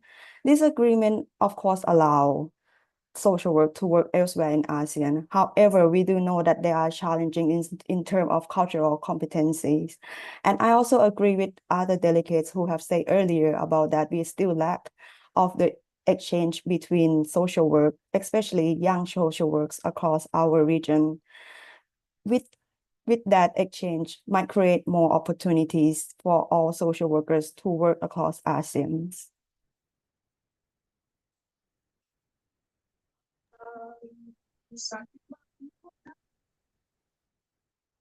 Next, we would like to speak about our challenges and opportunities. Excuse me, do we have time? Yeah, I believe we still have 3 minutes. Okay, so for challenge, I will go so fast. Thailand social work professions face several significant challenges, including economic, inequality, inadequate government support, and limits of professional recognitions. Poverty, particularly in rural area and marginalized communities, remain a persistent issue. And social work in this area, they often deal with the minimal resource while they are striving to reduce the gap in social service and healthcare and education between the urban area and the rural area. Additionally, the lack of sufficient support from government or funding for social service affect a service quality and availability as much as a social worker rely on. And it's not stable. So that's why sometimes we have to rely on the support from the NGO or the donor funding. So furthermore, the social worker in Thailand is not as widely recognized as other professions, such as in a medicine or law, limits of professional growth of social worker with lower salary, fewer advancement opportunity, and general perceptions of social work as supplementary rather than essential discipline. So can I have time for the opportunity? Okay, I'll go so fast. Thailand social work profession has several opportunities. Example, like for advocacy and collaboration in a community-driven approaches. Thailand, yeah, thank you. I have 1 minute. Social worker can play a crucial role in advocating for a policy that align with the sustainable development goals or SDG, particularly in the area like poverty, inequality, in a mental health field or child protections and women rights. The government's growing recognitions of social issue are providing a platform for social worker to influence the legal legislative reform. Additionally, the collaborations with the governmental agency or NGO or international NGO, and it's enhanced the resource and support for the profession, especially in a disaster relief and humanitarian efforts, where social workers' skills in trauma care and in community mobilizations are vital. That's all from Thailand. Thank you. Okay, thank you, Candice, for the presentation and the team from delegation of Thailand. Lastly, we welcome the delegates of Cambodia to present. Is the delegates of Cambodia available in this room?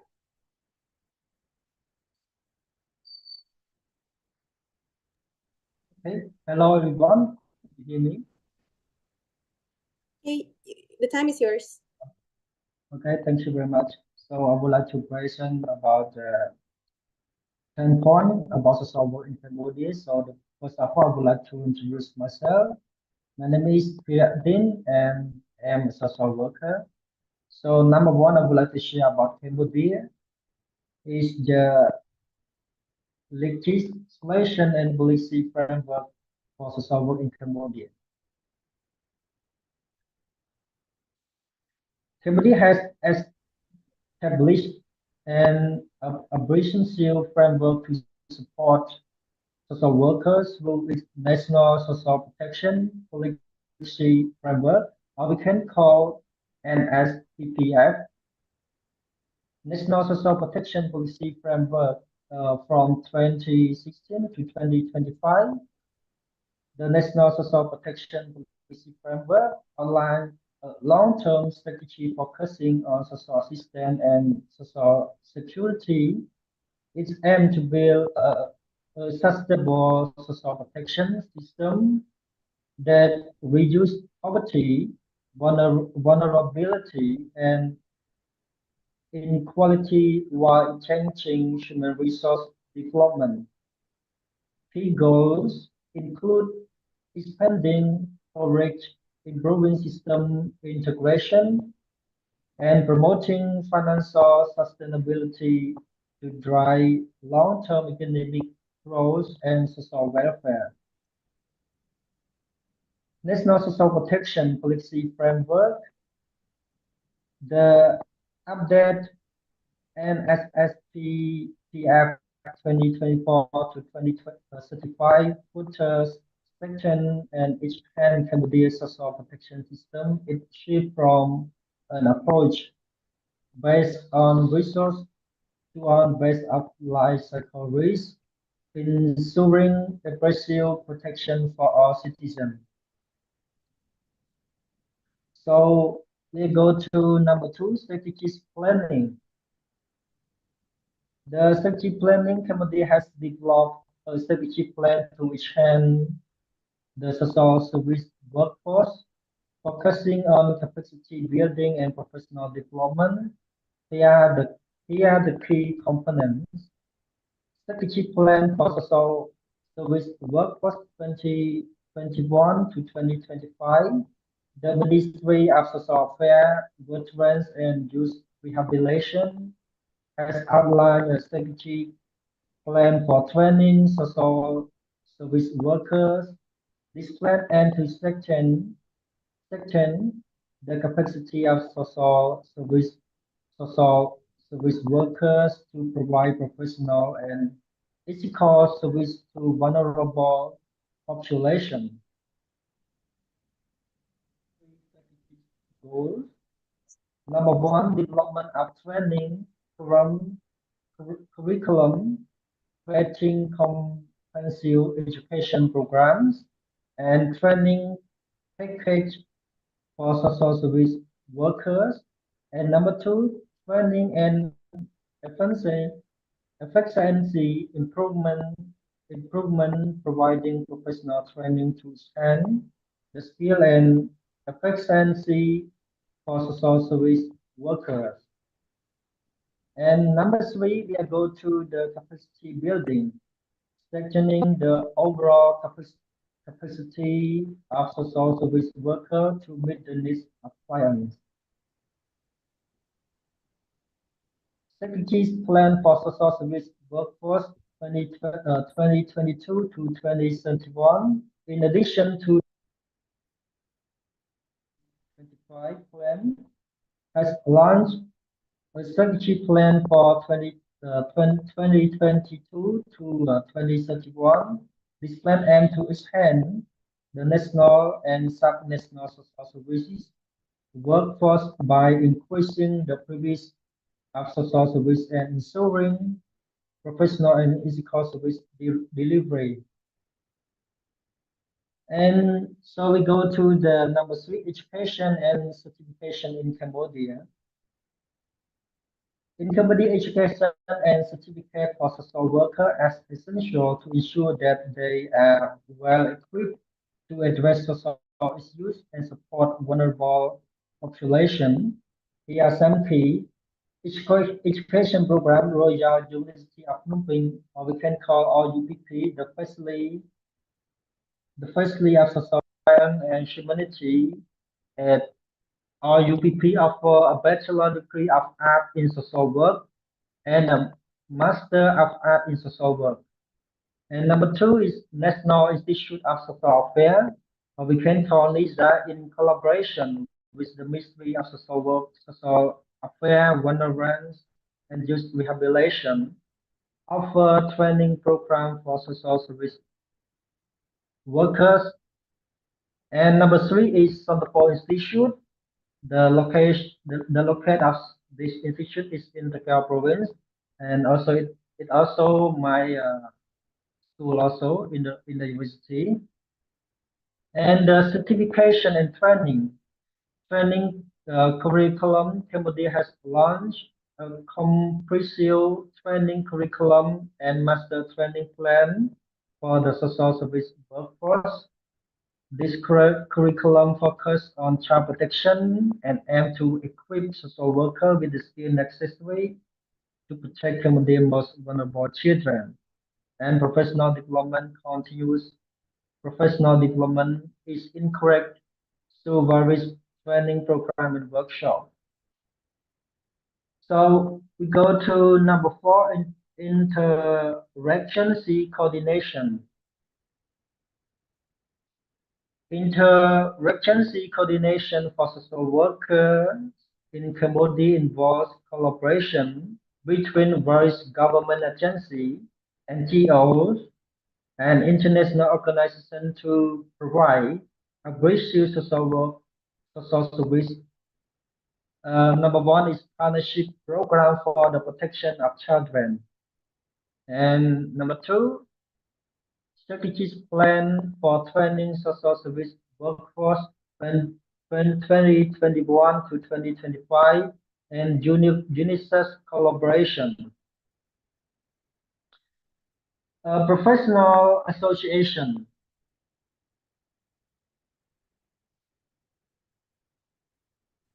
sorry, interagency, okay, professional association. In Cambodia, primary professional association for social work is the Association of Professional Social Work of Cambodia, and I also as a member of that group. And APSWC established was officially registered with the Ministry of Interior on May 5th, 2015.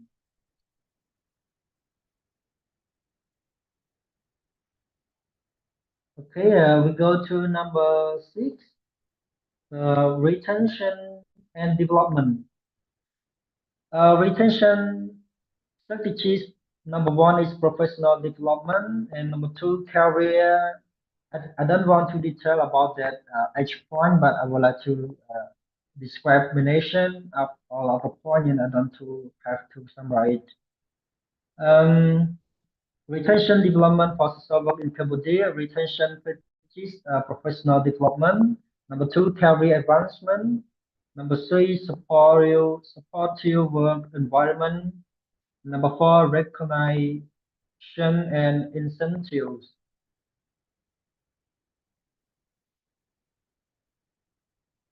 And resource allocation. For social work in Cambodia, strategic plan for training social work workforce 2021 and 2025. The Ministry of Social Affairs, Veterans, and Youth Rehabilitation has developed a strategic plan to strengthening the capacity of social service workers. This plan includes the development of trained professional education program and trend package, such as UNICEF collaboration, National Institute of Social Affairs, NISA, okay, and funding for social work programs in Cambodia come from various sources, including government budgets, international aid, and NGO support. Okay. Thank you, Mr. Kirek. Your time is up. Thank you. Yeah. Okay. Thank you for the presentation from the Cambodia representative. So, ladies and gentlemen, delegates from representing Southeast Asian countries, thank you all so much for sharing your valuable insight. Please allow me to share some of the insights in terms of both achievement and areas that require urgent attention. Looking at the data, we shall be happy to see that on one hand, progress has been made in collaboration and the establishment of policy frameworks. This shows that strong foundations are in place in most countries, even though the journey is still far ahead. Clearly, the situation varies across countries. For instance, the Philippines stands out with solid implementation bolstered by strong professional associations and regional recognition. Myanmar has a robust policy framework but must improve coordination and outreach efforts. Indonesia, Malaysia, and Vietnam, we see a pattern of varying strengths and weaknesses, while Malaysia excels in regional collaboration. On the other hand, we also see challenges mostly in certain areas. All of us, Southeast Asian countries, have difficulties in developing a policy framework, resource allocation, and weak public awareness to promote the good image of the social work profession. This could mean that while social policies exist, there is a lack of practical support and also public engagement to sustain success. Indonesia urgently needs attention in resource and public engagement, while specifically Vietnam struggles with resource allocation. In conclusion, the data suggests the following. First, we need to improve resource allocation for the development of the profession, and also we need to do more public campaigns to educate communities about the positive and vital role of social work. Ladies and gentlemen, as we move forward, we ourselves, as the Gen Z, must promote for ourselves the capacity building, knowledge exchange, and regional collaboration.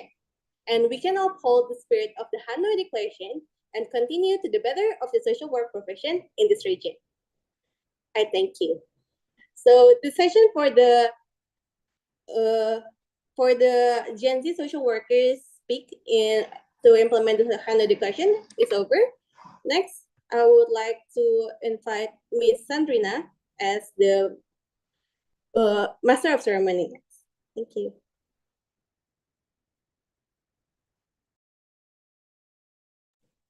So Ms. Sandrina. Okay, thank you, Shiba.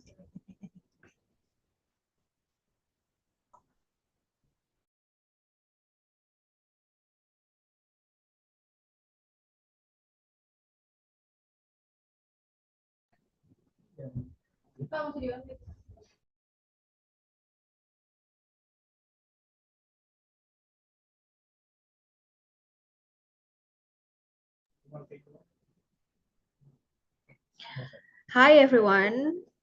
Welcome to this important discussion session on how we as Gen Z social workers can take forward to the Hanoi Declaration. This is our opportunity to learn about declaration, collaborate, and take action towards strengthening our role in social work across Southeast Asia. We have 30 minutes for this session, so I will guide the discussion to ensure we hear from as many voices as possible.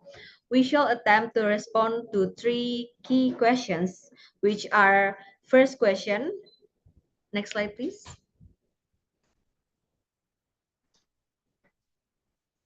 How can we build a Gen Z regional network? Second question is, how can we periodically review and strengthen the implementation of the Hanoi Declaration? And the last question is, how can we get the Gen Z voice heard by Asian leaders? Delegates who wish to speak, please raise your hand by clicking the raise hand feature on the Zoom.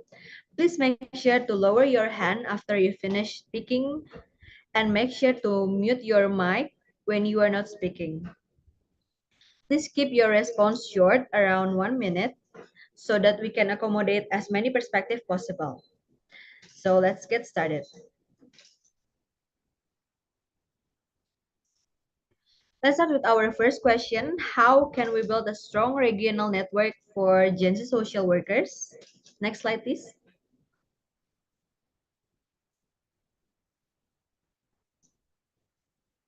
Okay, so in this first question, would anyone like to share ideas? Please raise your hand.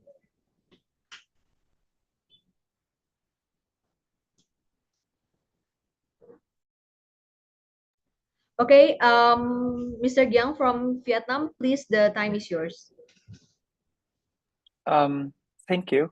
So I think we can build a Gen Z regional network by we need to have a committee. So it mean we have to select our elections. We chose the board, the committee boards. So they will be the one who are representative from each country and will be the coordinators for the network. And we need to set up the criteria for election or vote for the people who would like to be the members of the board of the Gen Z social worker network of region. The second one is the board members. We will make the program for whole years of the network. So based on that, it means we have the objective, we have activities, and we have also which country we will respond for each activity. So that's why it will be have more professions, more have orientations, and have the plan to work for a whole year.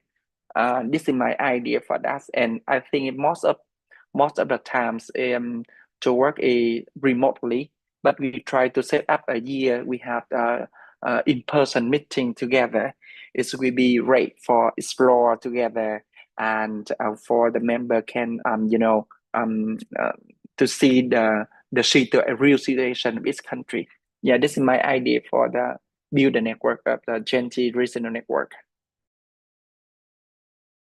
Okay, thank you, Mr. Giang, for the input on the first questions. Next, we have Tanitza from Thailand. Please, the time is yours.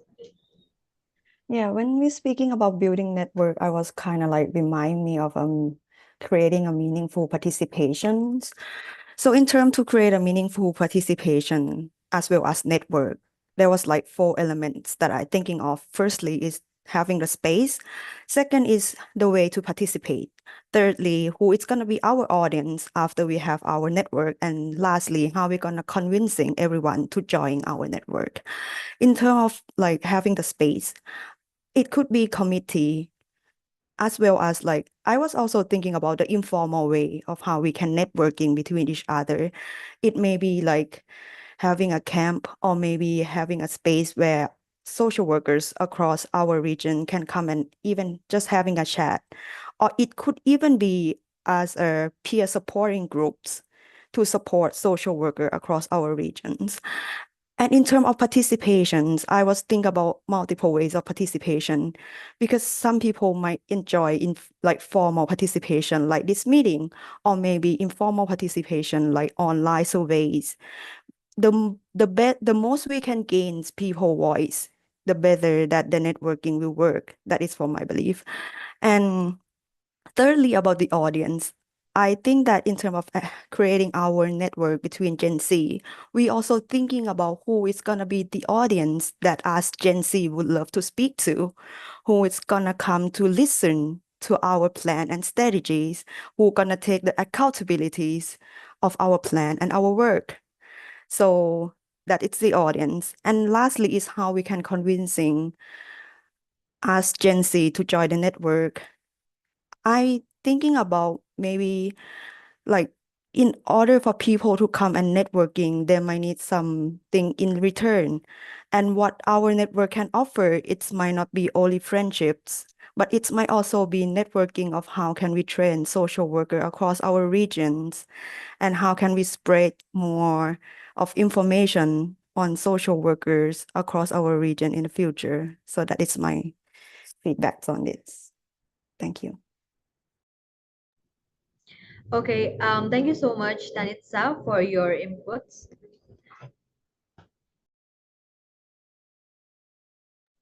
Okay, is there anyone else, any delegates who want to share ideas? Hello. Okay, please, Alfred from Myanmar. I want to point out 2 things. The first thing is to create a Gen Z regional network. We can leverage digital platform like this one, online for one virtual event, which is accessible and inclusive for Gen Z engagement. Another one is engaging with regional educational institution, partner with the university or some public or private vocational institution to integrate regional collaboration. So that's 2 things I think to build a Gen Z regional now. Thank you. Okay, thank you, Alfred, for the inputs on the first questions. Now we are open for the last delegates who wants to share. Please raise your hand.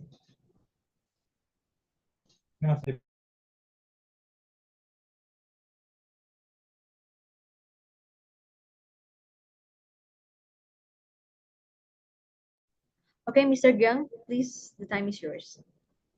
Sorry, I speak too much, but I think it would be professional if we can conduct online surveys among the social work Gen Z in our region. So that way we can see how their expectation and what is the need. And so based on that, we can make the plan. It will be fixed with the realities. Yeah. And I agree with the delegate from Thailand that we need to be clear our target audience and what the content will be fixed with the Gen Z. Yeah, thank you.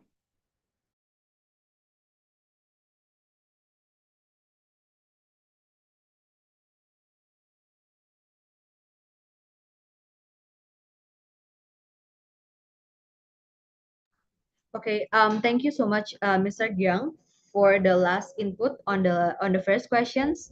Now we'll jump to the second questions. How can we regularly review and strengthen the implementation of the Hanoi Declaration? What should we do? How often should we meet? Anyone who wants to give their inputs, please raise your hand.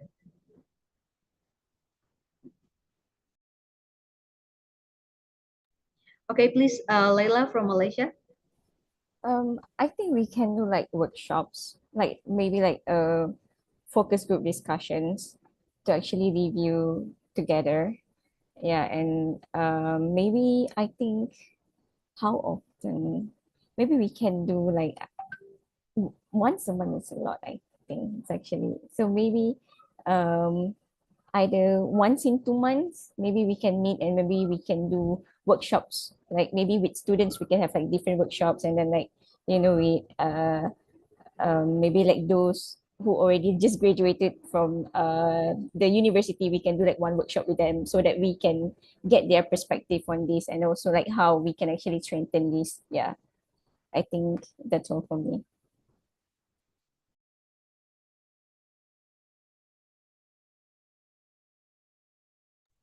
Okay, thank you, Layla, for your inputs. Okay, next, is there anyone else who wants to share?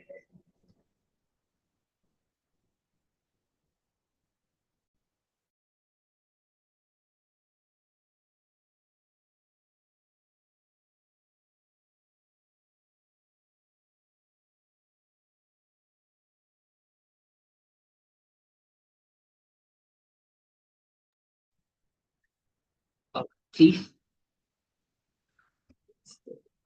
Sure, Alfred from Myanmar. To review and strengthen the implementation of Hanoi Declaration periodically, I think like we can host annual review for one, like this ASEAN Youth Summits yearly to reviews to review how things happened. Yeah, there is this one thing come out of my mind.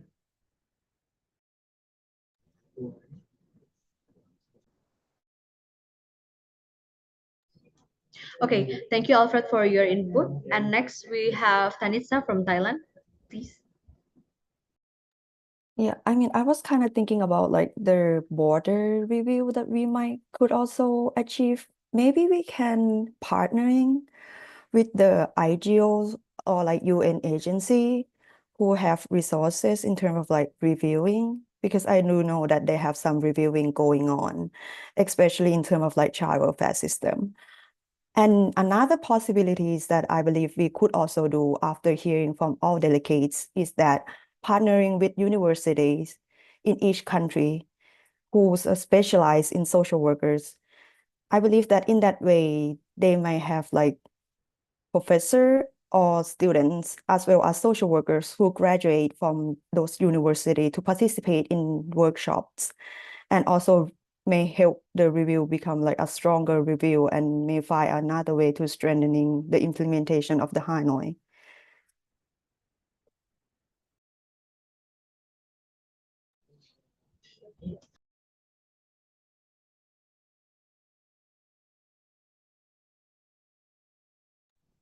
Okay, thank you, Tanisa, for your input.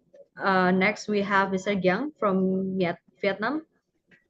So I just follow up with the delegates from Thailand as I think for us, if we are not the people who are representative from any institutes or organizations, we can find out some key person who are lecturers or influencers from university that they can be our supervisors. It's not only in Vietnam but also among our region country. They can be our advisors and lead us and let us how to do it. I think this is a really important point to predict or Kali and also strengthen. The second one is we can create the monitoring block frame or framework, and we can give some indicators that we can commit to implement for this year. So, and then after that, after a year, we can review it. We can see how it changed and how it happened. Yeah, this is my idea. Thank you.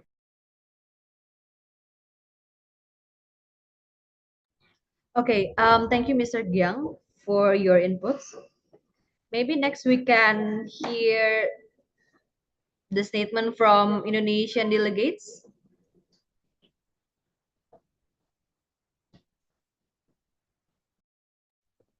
Yeah, I would like to make a statement before because it's one of the continuation from the previous input.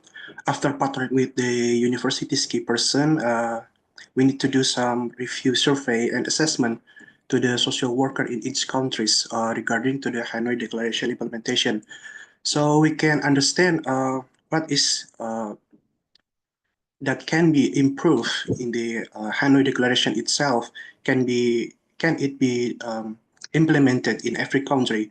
Is there, because in ASEAN, of course, there is any difference, let's say, habits and then social law, because the difference between each country, if we can enrich the Hanoi Declaration implementation itself, so every country can have, specific study cases related in social work. So every, let's say, 6 months or twice a year, we can do some review, survey, and assessment to each social worker representative in each country.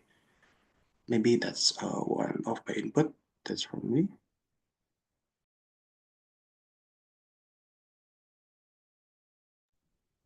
Okay, thank you, Sofian, for the input. Is there anyone else, any delegates who wants to share the ideas?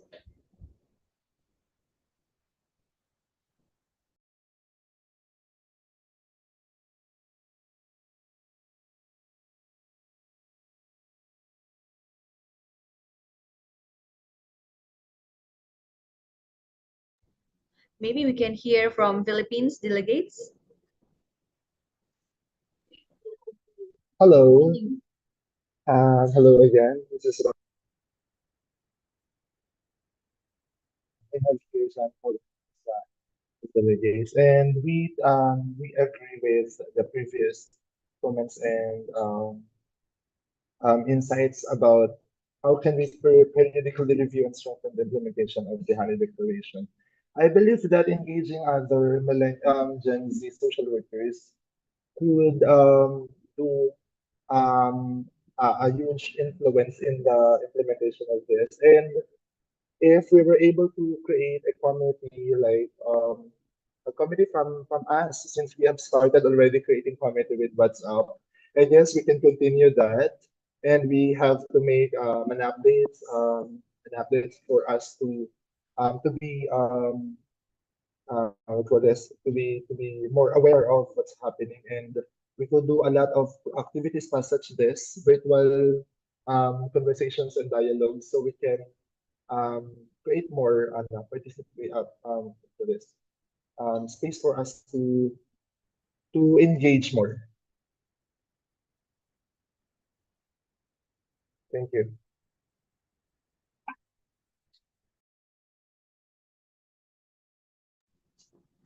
Okay, thank you, Rojan from Philippines. There's the last delegates who give the inputs. Now let's get jump on the last questions. Finally, let's talk about visibility and influence. How can we make sure that Gen Z social workers' voices are heard by Asian leaders?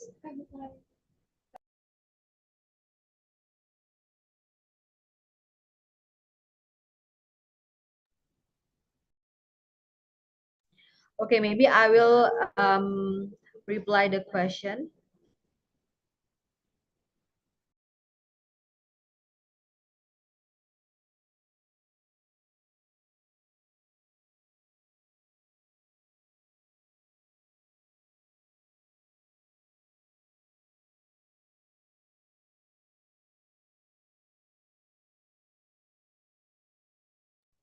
Okay, so our last questions is how can we make sure that Gen Z social workers' voices are heard by Asian leaders? What kind of product can we make together, and what are the channels to send them to the leaders? Okay, please, Laila from Malaysia. I think for Gen Z, the stronger one is actually like social media platform, because I think most of the Gen Z like really familiar with all the current technology. So I think by using their own, either like their own social media platforms, or maybe create one specific platform specifically, maybe to voice out our concern, or maybe like our perspective on social work especially. Then and also maybe all social workers can actually do their own either like content or something related to social work that actually send message to like all the decision makers, the ASEAN leaders, that look, this is the issue, this is what happened, and this is what we want, and this is what we need. So I think by social media platform is actually a good start for to get the voice heard by ASEAN leaders. Yeah.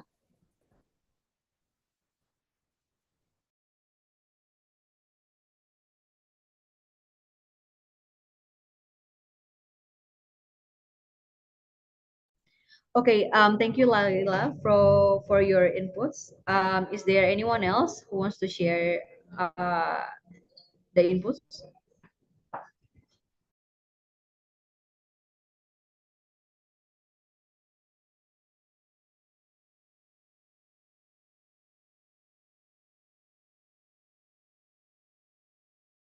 Okay, Tanisa from Thailand, please.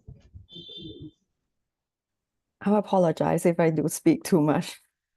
However, I was thinking about a little bit formal ways to communicate with like ASEAN leaders, because thinking about like their generations and how we could like how can our message going to them. I was thinking about like a policy brief or maybe a policy memos on how we all Gen Z do agree together on how this declaration can be implemented in our regions. So I was trying to like figure out who is the committee within the ASEAN leaders that responsible for this declaration. I believe they're gonna be one, and maybe we all can come together and write a policy memo for them as a Gen Z. And another way that we can also do it might also write a policy memos to the associations of social workers that we have in our nations, and maybe hear their feedback on our policy memos on what are the challenges that we all Gen Z might face from these memos, and how can we change that, and how can we gain more opportunities to speak with ASEAN leaders. I think that might be another formal ways to approach them. But I do agree that social media is an amazing tool that we can gain public awareness on social workers, which also another challenges that we say earlier. Thank you. Okay, from Helen for your input. Next we have Mr. Jan from Vietnam. Sorry, I cannot hear you. Maybe your mute have problem. Okay, I just have an idea, two idea. The first, if we can collaborate, if we establish a network of the social work changes in ASEAN, so we can collaborate with another associations or organization related to youth, the young generation, who work together with them in terms of organized events or online campaign. The second one is we try to looking for some funding on grant that we can do some project together. This is my experience when you're working with some network in Southeast Asia here, that they can collaborate together to work, and a lot of wonderful things create when we collaborate to implement the project. Yeah, this is my idea.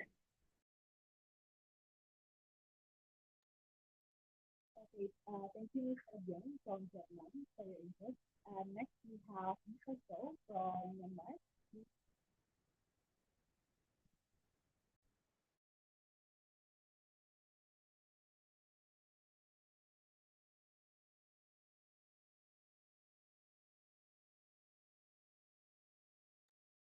Okay, thank you, Mr. Yang from Vietnam for the input.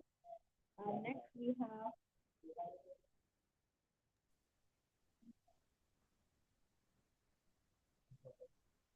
Tetap pakai internetnya. Okay, hello. Can you hear my voice clear? Okay, sorry for the interruption.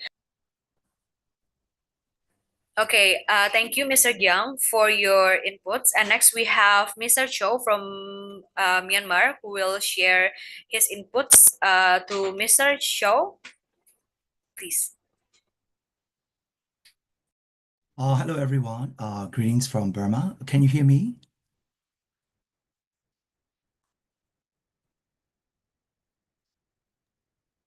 Can you hear my voice? All right. Very nice meeting you all, and it's a very privilege to be witnessing the real passion and good intention to start a Gen Z network. And my name is Josinai, and I'm the founder of Yangon School of Social Work. I founded the very first private institution in Myanmar after the political changes. I have been a social worker. I'm a trained social worker, but my dream is to be the prime minister one day, and I'm a openly gay.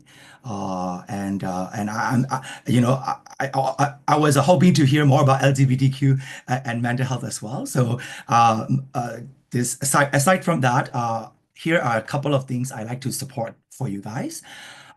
Maybe effort, you can also help me because if you guys need a platform, perhaps within my resources, maybe we can create a platform for you. I will double check with our IT sponsor. Maybe if you need a website, we could create, or any other platform that you like to utilize. That's one because I've been hearing, right? You all address the creating one platform. So I think we should have a website where your activities can be regularly updated and so that's one area I can support. Another area is through our institution, we can also provide training. It doesn't have to be it can be free of charge. It can be anything, right? I don't need to. This is just if you want to learn more about child protection, right? In Myanmar, or just in general, introduction to social work, any course, right? We can create using that platform, and we can provide, because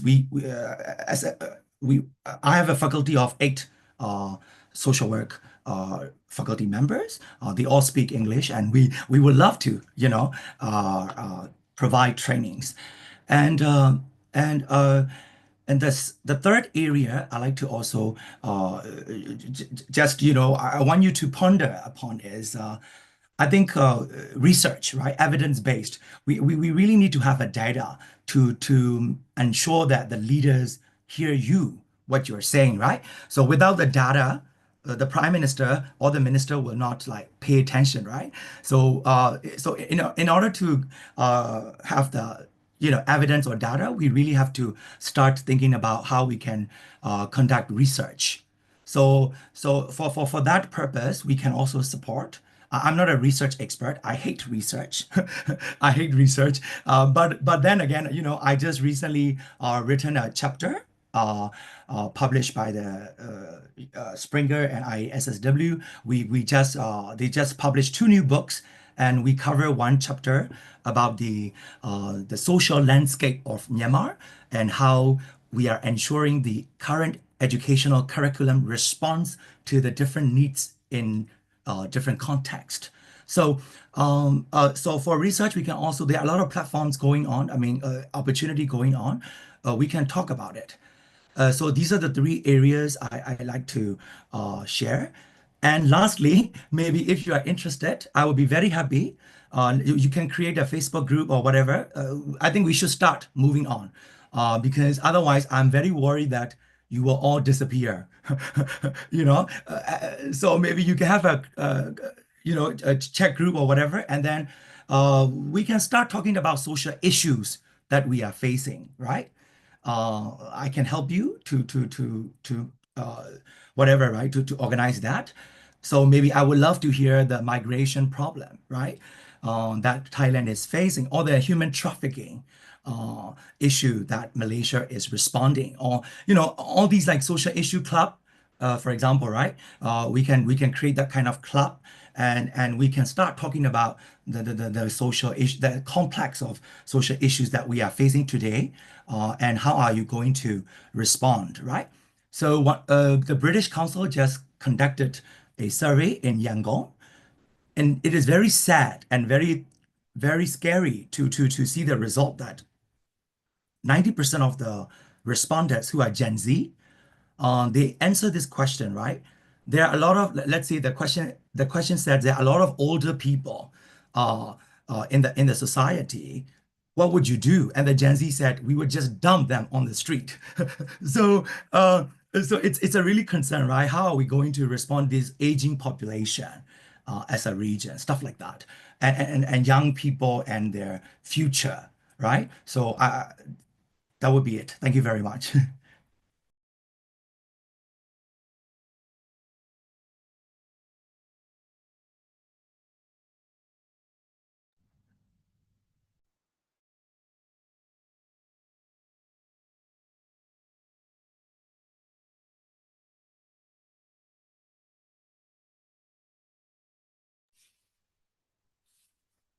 Sorry, I can't hear you anymore.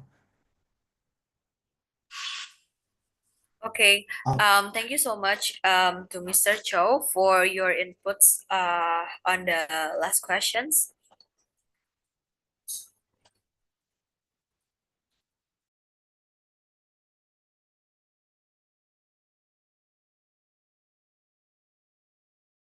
I will also say, like, sorry for talking too much, right? Can we, at the end of this conference, will we have a sort of a channel to communicate with each other? Otherwise, how can we start rolling out? I don't know. I'm just throwing out that question.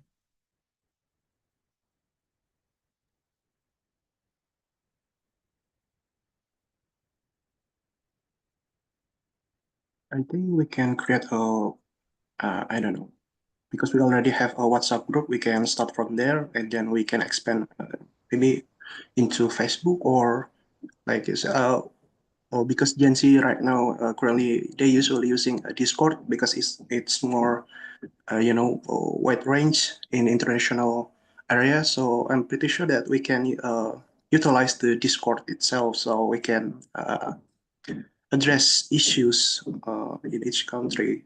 So we can put input in every problem itself. And thank you so much, Mr. Kiawasit, for the offer. I think that is a great offer to us. You wanted to provide a platform for us to, let's say, make digital campaign and research provided data so we can present it to our local government, because sometimes our local government doesn't realize the issue itself. So we need to go viral and create a digital campaigns in each member of this forum, so that the government can, let's say, realize that, oh, we have this problem, oh, we have that problem. Is there any other way that we can resolve this? So when they realize that we have this current problem, social problem especially, they can reach out to us, and then we can help them by doing research and provide database demand that align with the problem itself.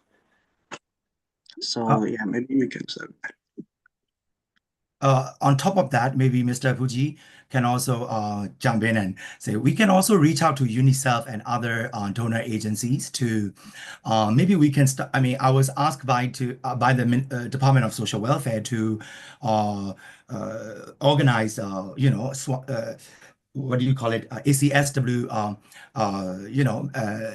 meeting consortium in Yangon. But as you all know, that our current political situation is a little bit challenging. I'm not saying that it's all dead, but we are still moving on. And it would be great to get a funding for the regional. One of the organization I've been trying to advise is like impact across border.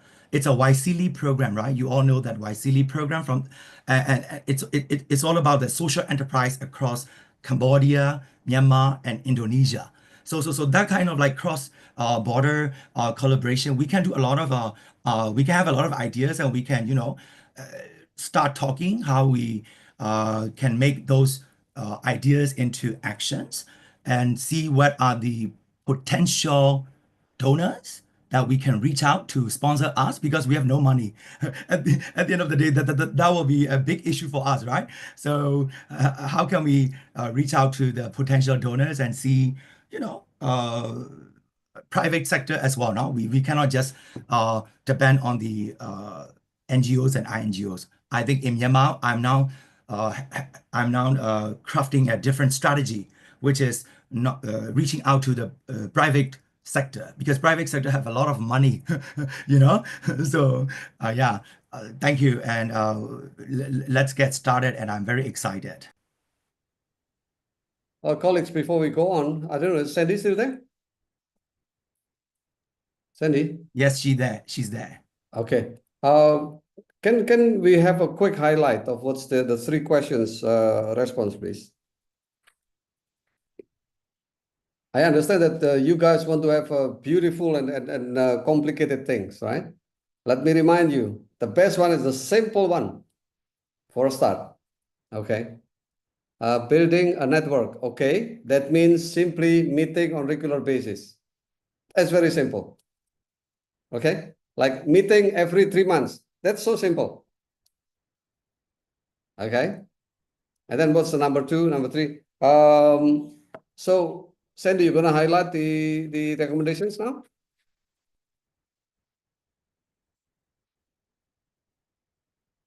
You're muted. Yes, Yeah. Pak Puji, we have prepared for the recommendation and also the conclusion, recommendation, and the next steps. Go ahead.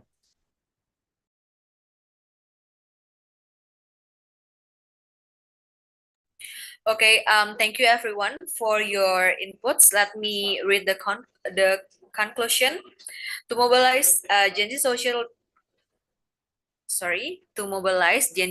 social workers in ASEAN, we must build a structured and inclusive regional network, foster cross-country collaboration, and utilize digital platforms for engagement. Strengthening the Hanoi Declaration requires continuous review through FGDs, academic workshops, and partnerships with NGOs, universities, and policymakers. To amplify our voices, we must leverage social media, create impactful campaigns, and engage directly with Asian leaders. This summit marks the beginning of the collective movement toward a more inclusive, sustainable, and influential social work ecosystem in the region. Okay. And next, we have a recommendation. Oh, go ahead.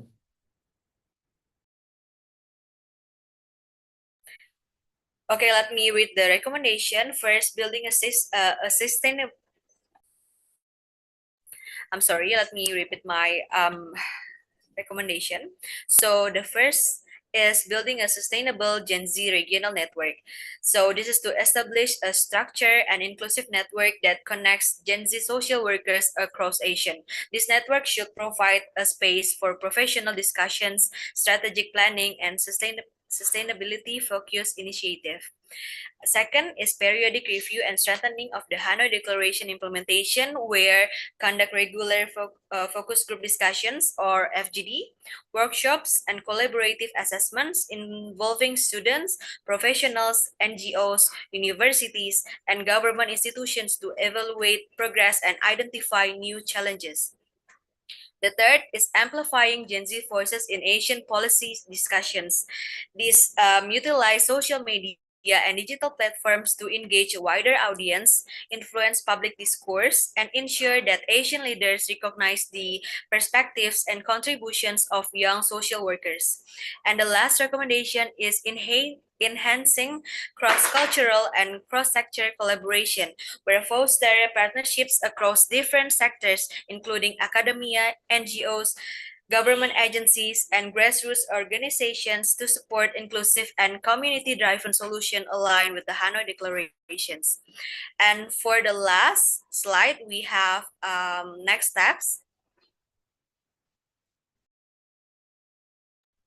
Okay, so let me read the actionable next steps. First is establish and formalize a regional Gen Z social work network. Create an official platform or forum where young social workers from ASEAN can connect, exchange ideas, and develop collaborative initiatives. This may include online discussions, mentorship programs, and in-person summits. Second, develop a monitoring and review framework for the Hanoi Declaration.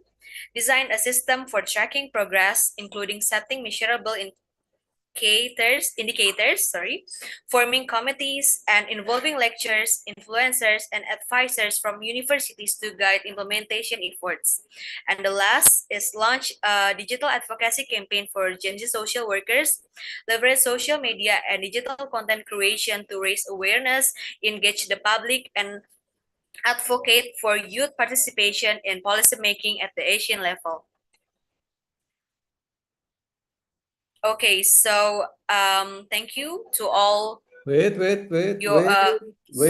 Don't thank you yet. Okay. Okay. Just Okay. hold back.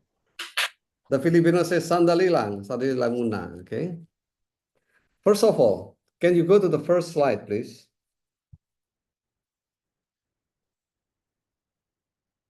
Sandy, can you go To back? the first slide? Yeah. Pak No, Puji? go back to before this one and before the other one.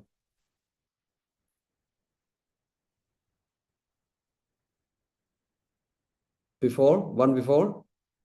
Before? Okay, stop. Ladies and gentlemen, listen. Your presidents, your prime minister, our head of states signed already a declaration. It is not your job, okay, to strengthen the Hanoi Declaration. Who are you? Are you better than your president? I don't think so. All right. So what we can strengthen is not the declaration, the implementation. Okay. So the declaration is already there. The young social worker should try to strengthen the implementation of the declaration. Does it make sense? So Sandy, there. On line number 3, strengthening the Hanoi should be strengthening the implementation of Hanoi Declaration. Does it make sense? Say yes. Somebody say yes. Everybody's quiet. Okay. Can I see the change? Is somebody typing somewhere? Why am I talking alone? Who is controlling the PowerPoint? Sandy.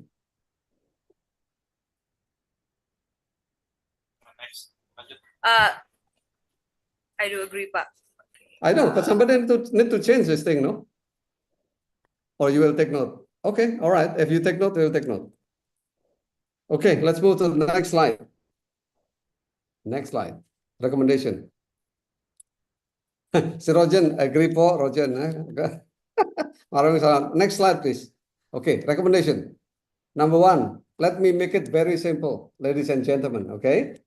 Number 1, it means We want to have regular meeting among the Gen Z. Very simple. Okay? Meet every 3 months, one time. Number 2, instead of periodical review and so on, discuss the Hanoi Declaration's implementation. Every time we meet, we talk about Hanoi Declaration. We will develop a framework later. Number 3, amplifying the Gen Z voices and ASEAN policy discussion. This is very big. Em Yang ơi, em thích là something that is real. Okay? Something number 3, we want Gen Z to participate in social workers meetings. That's very real. So if there is meeting in Vietnam, the Gen Z should travel to Vietnam and meet together with the older people. If there is meeting in Bangkok, some of you come over and talk. Okay? That way you engage in the policy discussion. And number 4, simply make joint activities cross-border among Gen Z. So if you want to do a little research, Vietnam and Philippines and Thailand, go propose. Okay? So let me repeat for accommodation, very simple, and I'm not changing anything. 1, meeting regularly. Number 2, discuss the Hanoi Declaration on periodical basis. Number 3, Gen Z to participate in meetings. And number 4, make joint activities. Okay? Last slide, please. The last slide. What's next? Next slide. Okay, the next slide. You're talking about establish and formalize and so on. But my question is very simple. When is the next meeting? You see? Fuji is very simple. When is the next meeting? Is it 3 months from now? Is it next month? When? You need to agree on that. Okay? And number 2, develop a monitoring review framework of Hanoi Declaration. Who will do it? Any one of you raise your hand? Anybody? Or is it we're going to discuss it in the next meeting? Okay? And finally, launching a digital website, essentially. You just want to make a simple website. Is that right? You just make it complicated. But the word is we want to have a website for the Gen Z social workers, right? Okay, ladies and gentlemen, my last question is this. Sandy, are you still there? And colleagues, do we want to put this in writing? And do we want to send it to Yes, the Pak Puji, I'm sorry, I have... You have problem? Sorry, Pak. I have a... Oh, the commitment, sure. Okay. Are you still working on the commitment? The next slide. Okay. So show me the next slide, please. The commitment.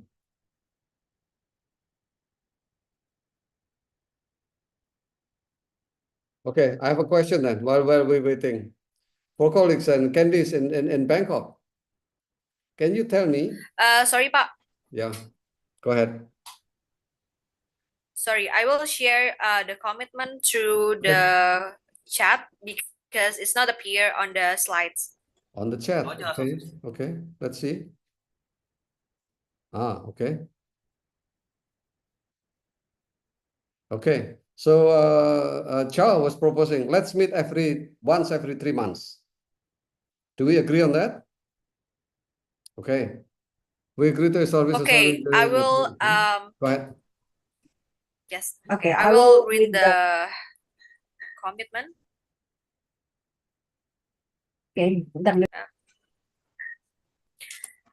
Okay, so the followings are our decisions. Decision 1, we agree to establish the Southeast Asia Gen Z Social Workers Network, and for that purpose, shall have focal point and one alternate from each association.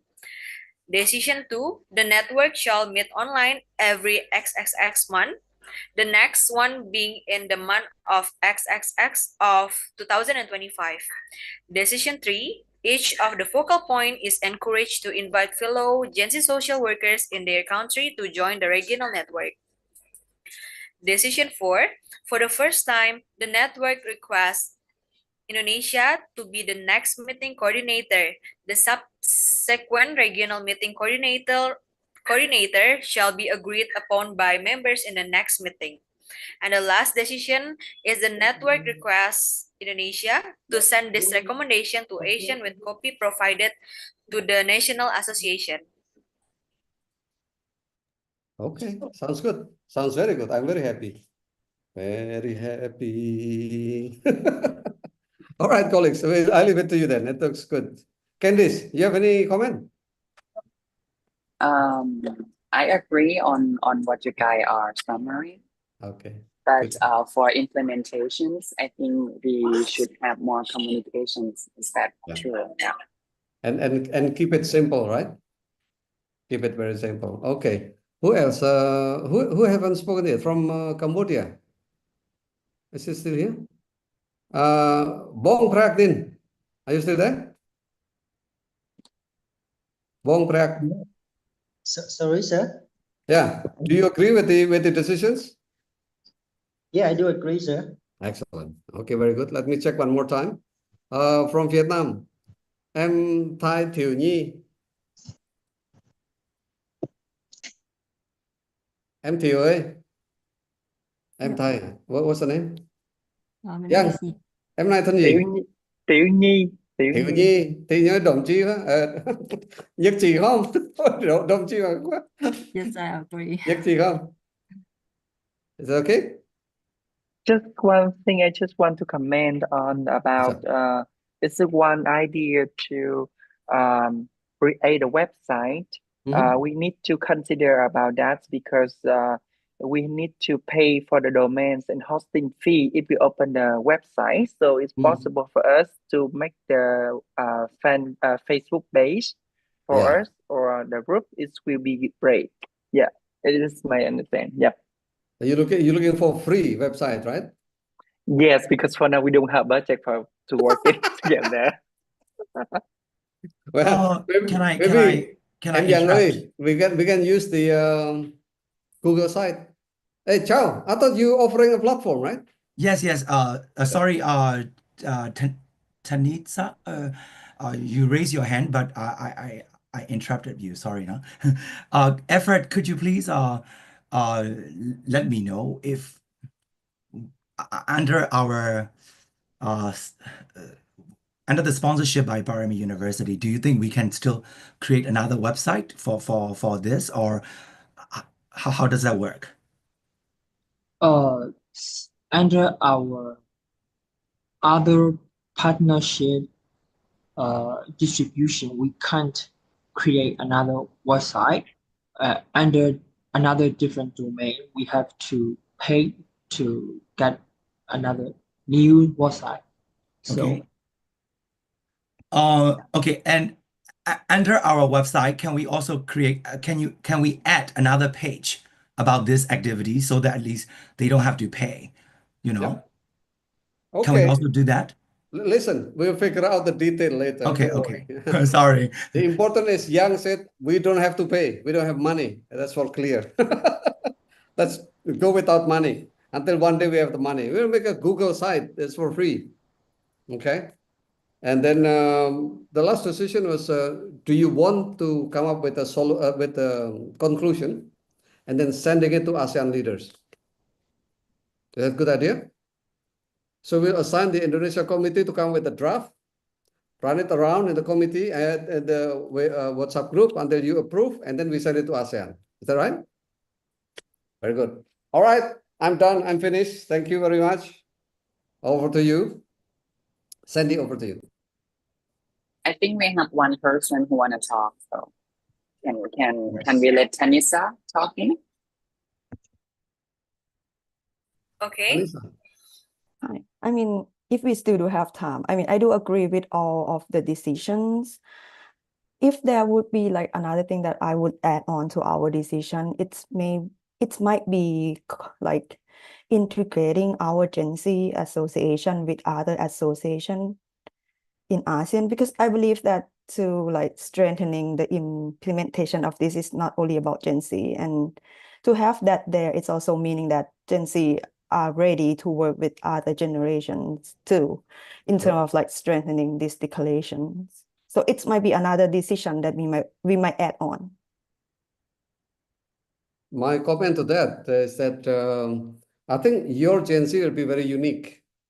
So far, we have national associations, but Gen Z will be across country. Okay, I think that's your strength, number one. I agree with you. Once you establish yourself, and then you can relate with the ASEAN consortium, for example, with the senior official and so on. But that's secondary. The first one is make yourself solid first. Okay, thank you, Kap. All right, Sandy, over to you. I am done.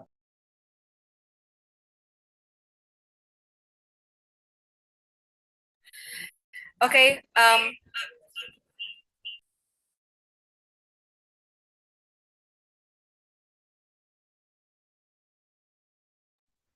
Okay. Thank you so much to Pak Puji and Mr. Kiao for facilitating the discussion.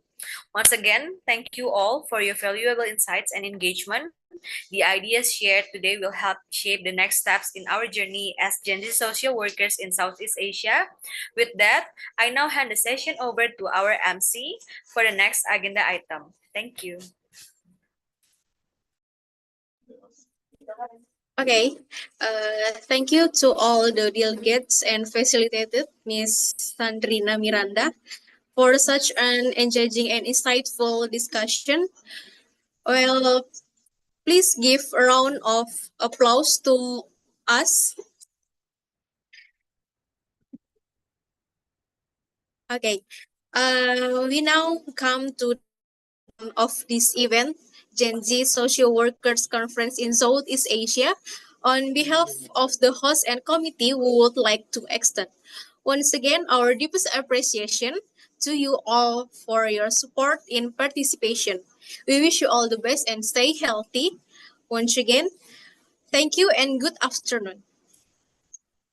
Before we close our conference, please open your camera to have a documentation. Yeah, I will support her to take the picture on the group. Okay, once again, before we close our conference, please open your camera to have a documentation. Okay. Can we smile? 1, 2, 3. Okay, yet one more time. This will be right. Okay, everyone, smile. 1, 2, 3. Okay, done. Thank you and see you soon. Thank you. Thank you very much. Terima kasih semuanya. Popun Kap. Can you add me into the WhatsApp chat group? Thank you. I sent it already. Sure. I will add you to the WhatsApp group. Okay. All right, everybody. You take care. Very nice meeting you all. Thank you, everyone. Thank you. Stay Goodbye, blessed. everyone.